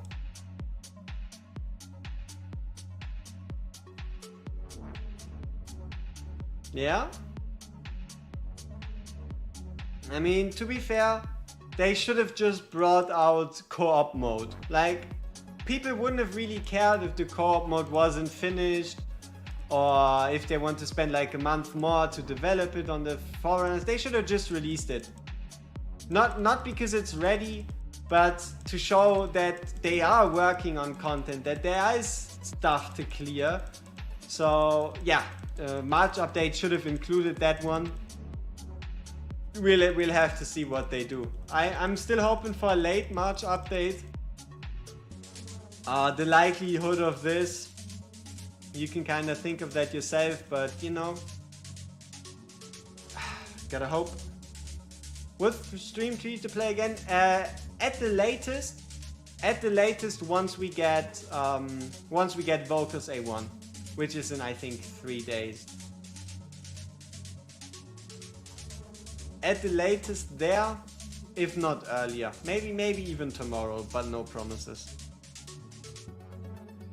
Okay, here we go. Time to get into full potential. My guild lost too many members going to higher ones, but no new players are joining the game. Yeah, I mean, it makes sense that that people just congregate in like the guilds where everybody else is like on the same level of progression, or preferably higher, so you can leech off of them. Why would you do something that's like detrimental to your account? And also if you have like, I don't know, GVG ambitions, right?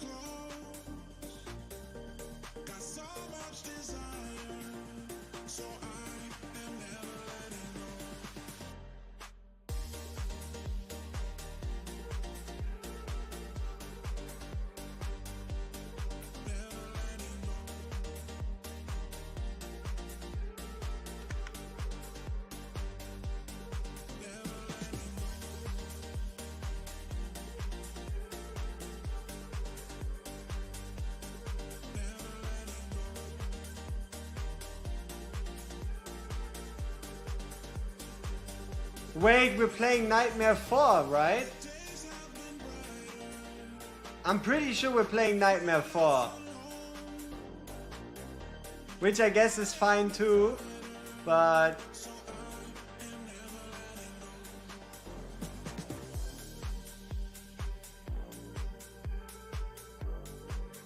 I was wondering why the shield was so huge.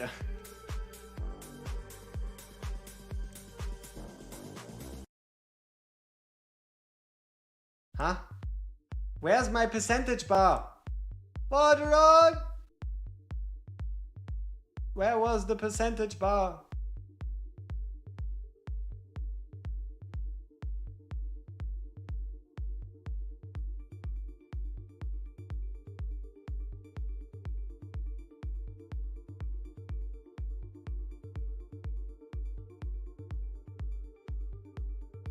Yeah, this is definitely somewhat bugged.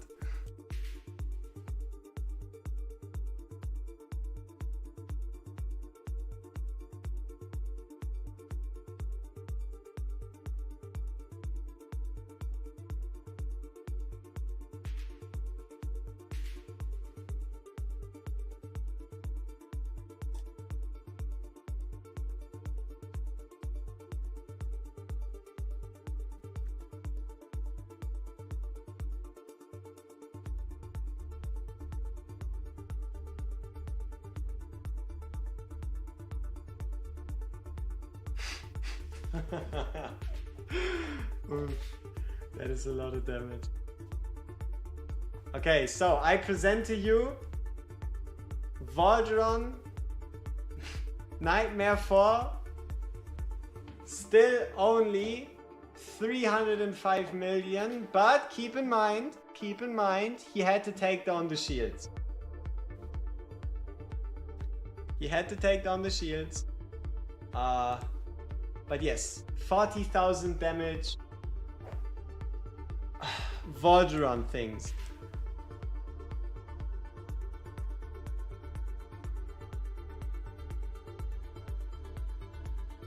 Oh! A0! It was fucking A0 Valderon! It was fucking A0 NM4 Valderon! It was A0!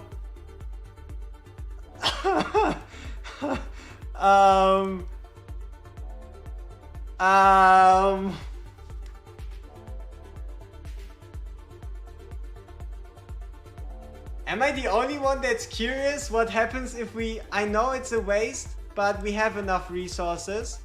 Am I the only one that's curious that what if we take the exact same run and introduce a little bit of A3 magic? Am I the only one that's curious what's going to happen? I'll show you the Valdi build in a second.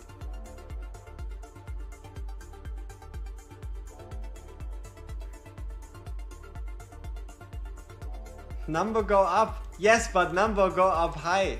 But how much? Here you go.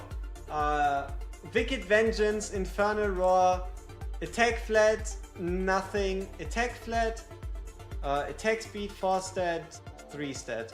So could be better, but it's pretty good. Okay. Show us what you got, Valderon. Same exact Valderon. Same exact run.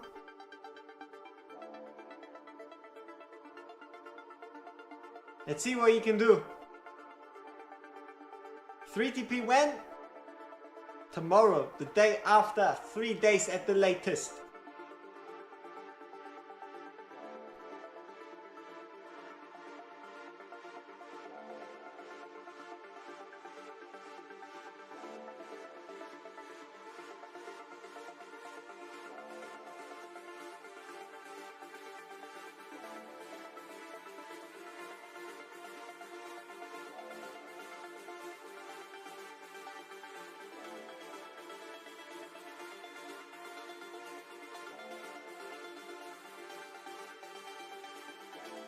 Alright, 24k going into the last shield.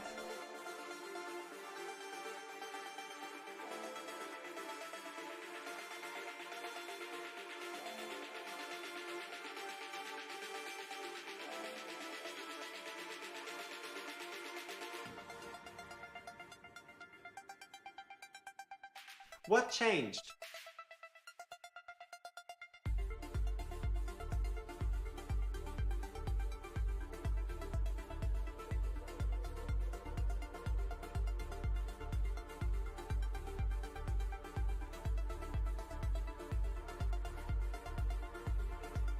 He did less.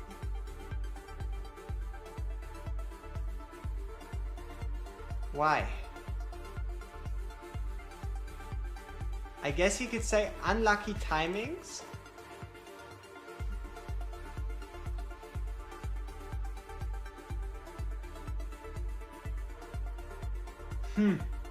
Number go down. Number go down. Sad news.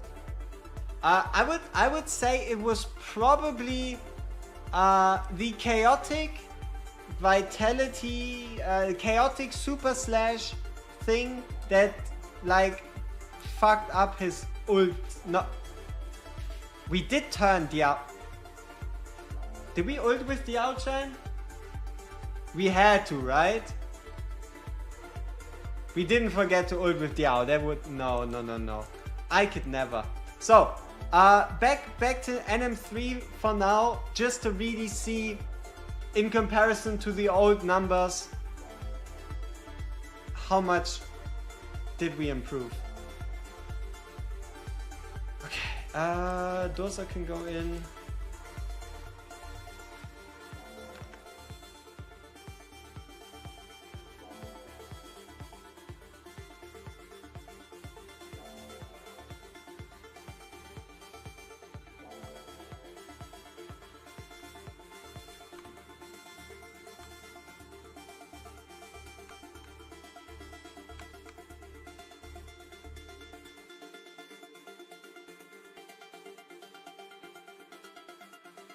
Okay.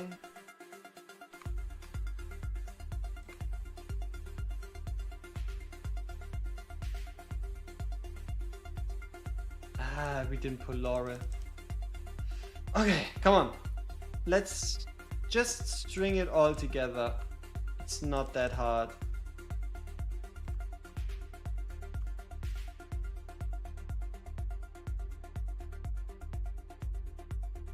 Whoops. Carnelian is in Dosa's place.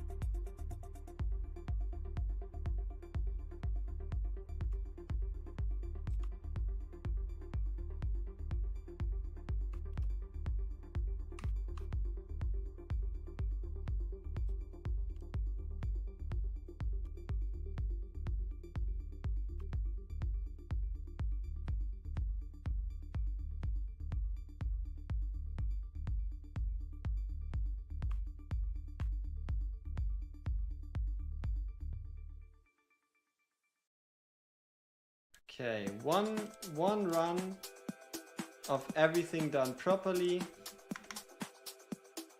Let's see, how high can he go?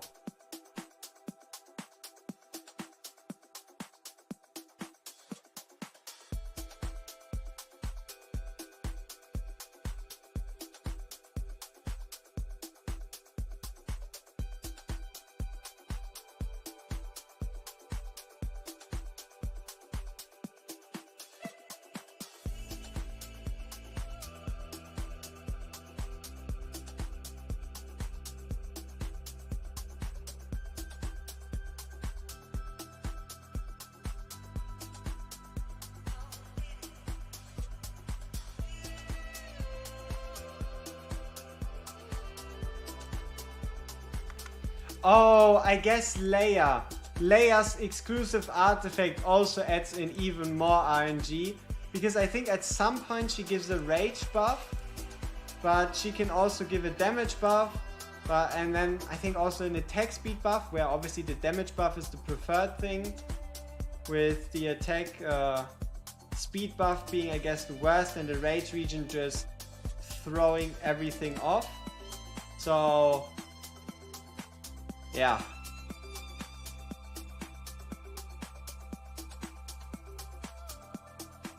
Maybe Valderon actually died. To be honest, that could also have happened. Valderon dying.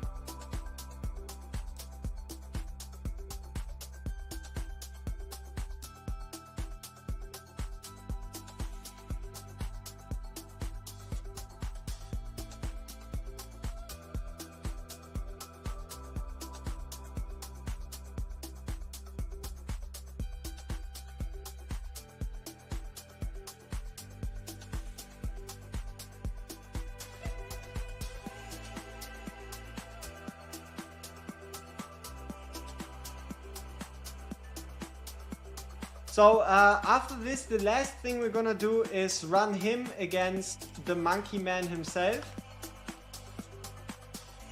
to see who is truly superior. Obviously same team.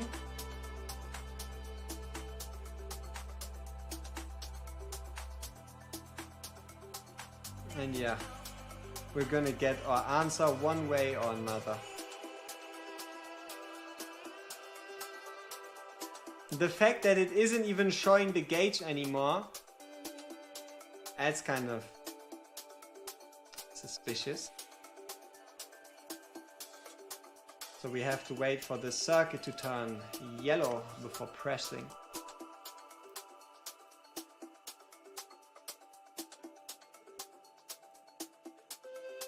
But yeah, I don't think we actually add too much. The only thing we do is add a little bit of rage regen. A little bit of rage regen from Leia. Some damage boost from Durza. The defense down from Torador shouldn't actually be that important.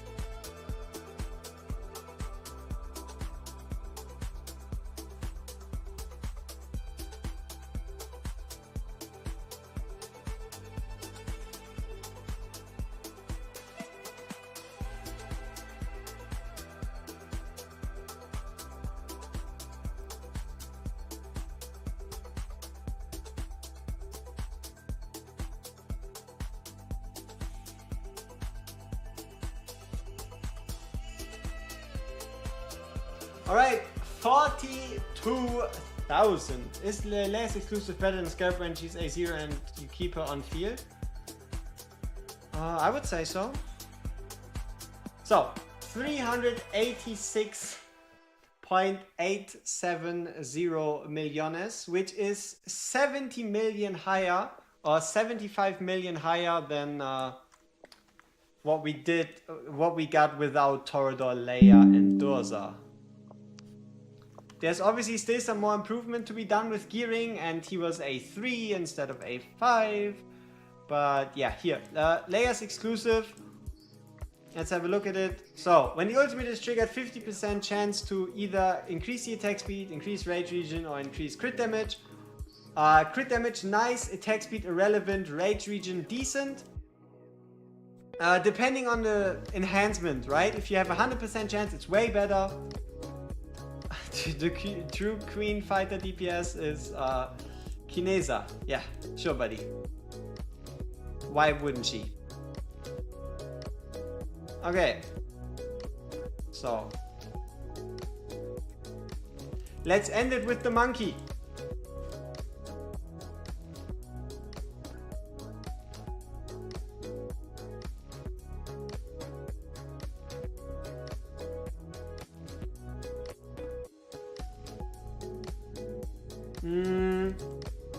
What do I think? Should we put in Ingrid for the Lord bonus, or is Leia's Lord bonus just fine? Oh, now we put him with Torador, right?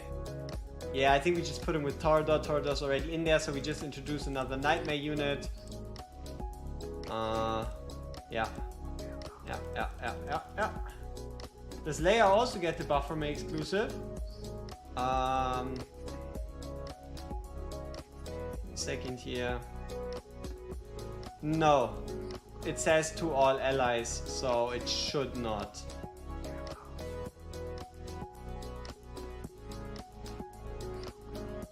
But also it doesn't matter. You're gonna build your Leia with like 150% rage regen anyways. She's gonna have enough attack speed. So attack speed is irrelevant, rage regen is irrelevant. So attack is irrelevant, rage regen is irrelevant, crit damage is irrelevant. So it doesn't matter. It doesn't really matter for her.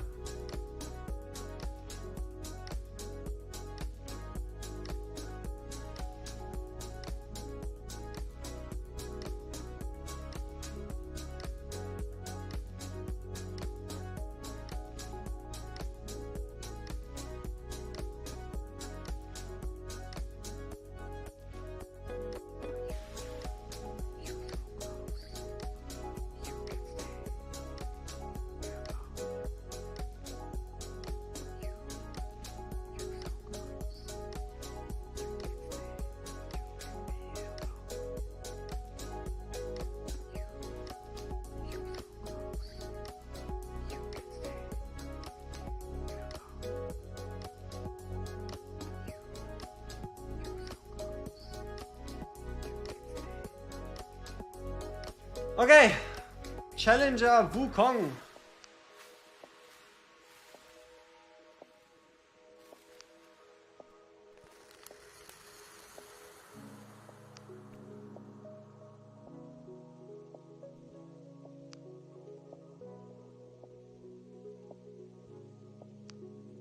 I guess we can put Volker on the field so that at least he's generating vulnerabilities to not make it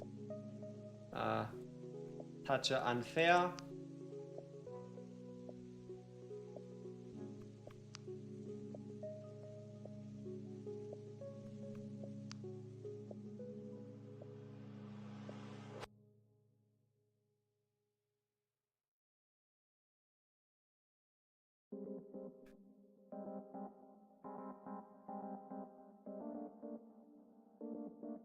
Wait, why did I remove Torador?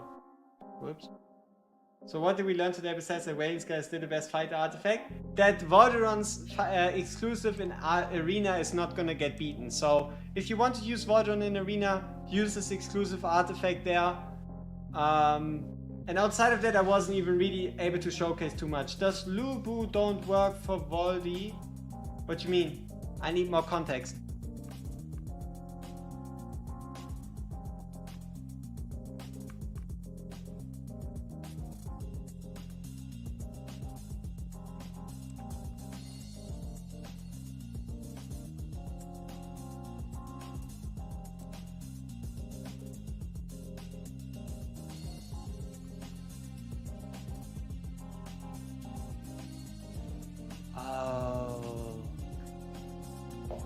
Makes sense.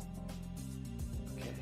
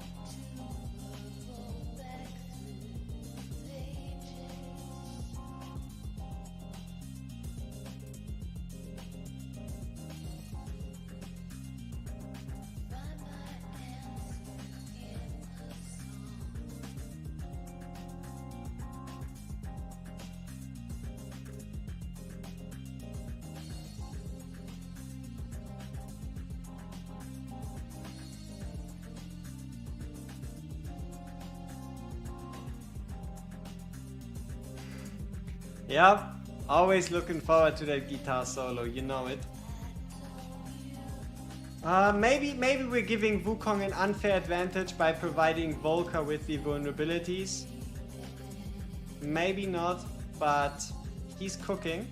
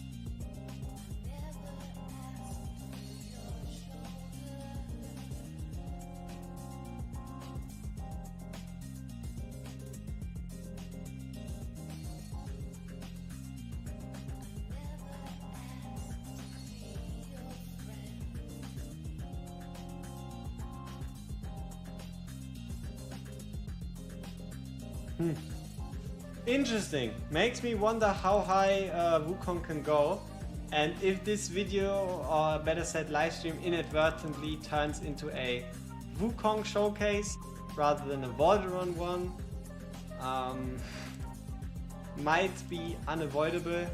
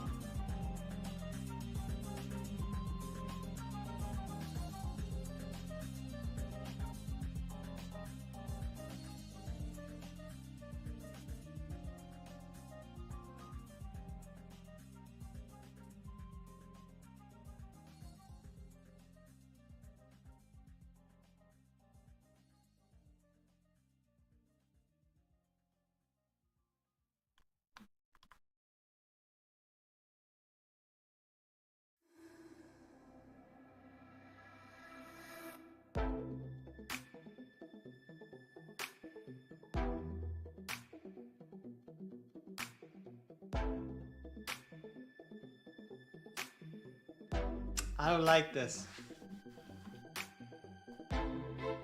That's not good.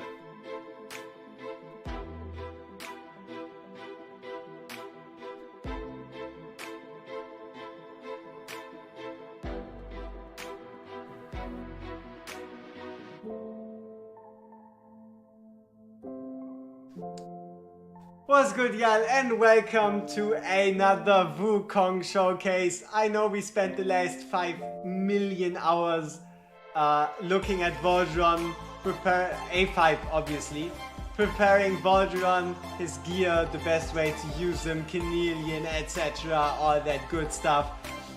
Just for him to lose out to Wukong with around a 10% difference.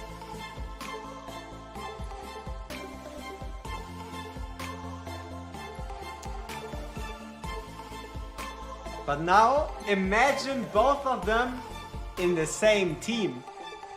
Badooyah! But yeah, woof, that's...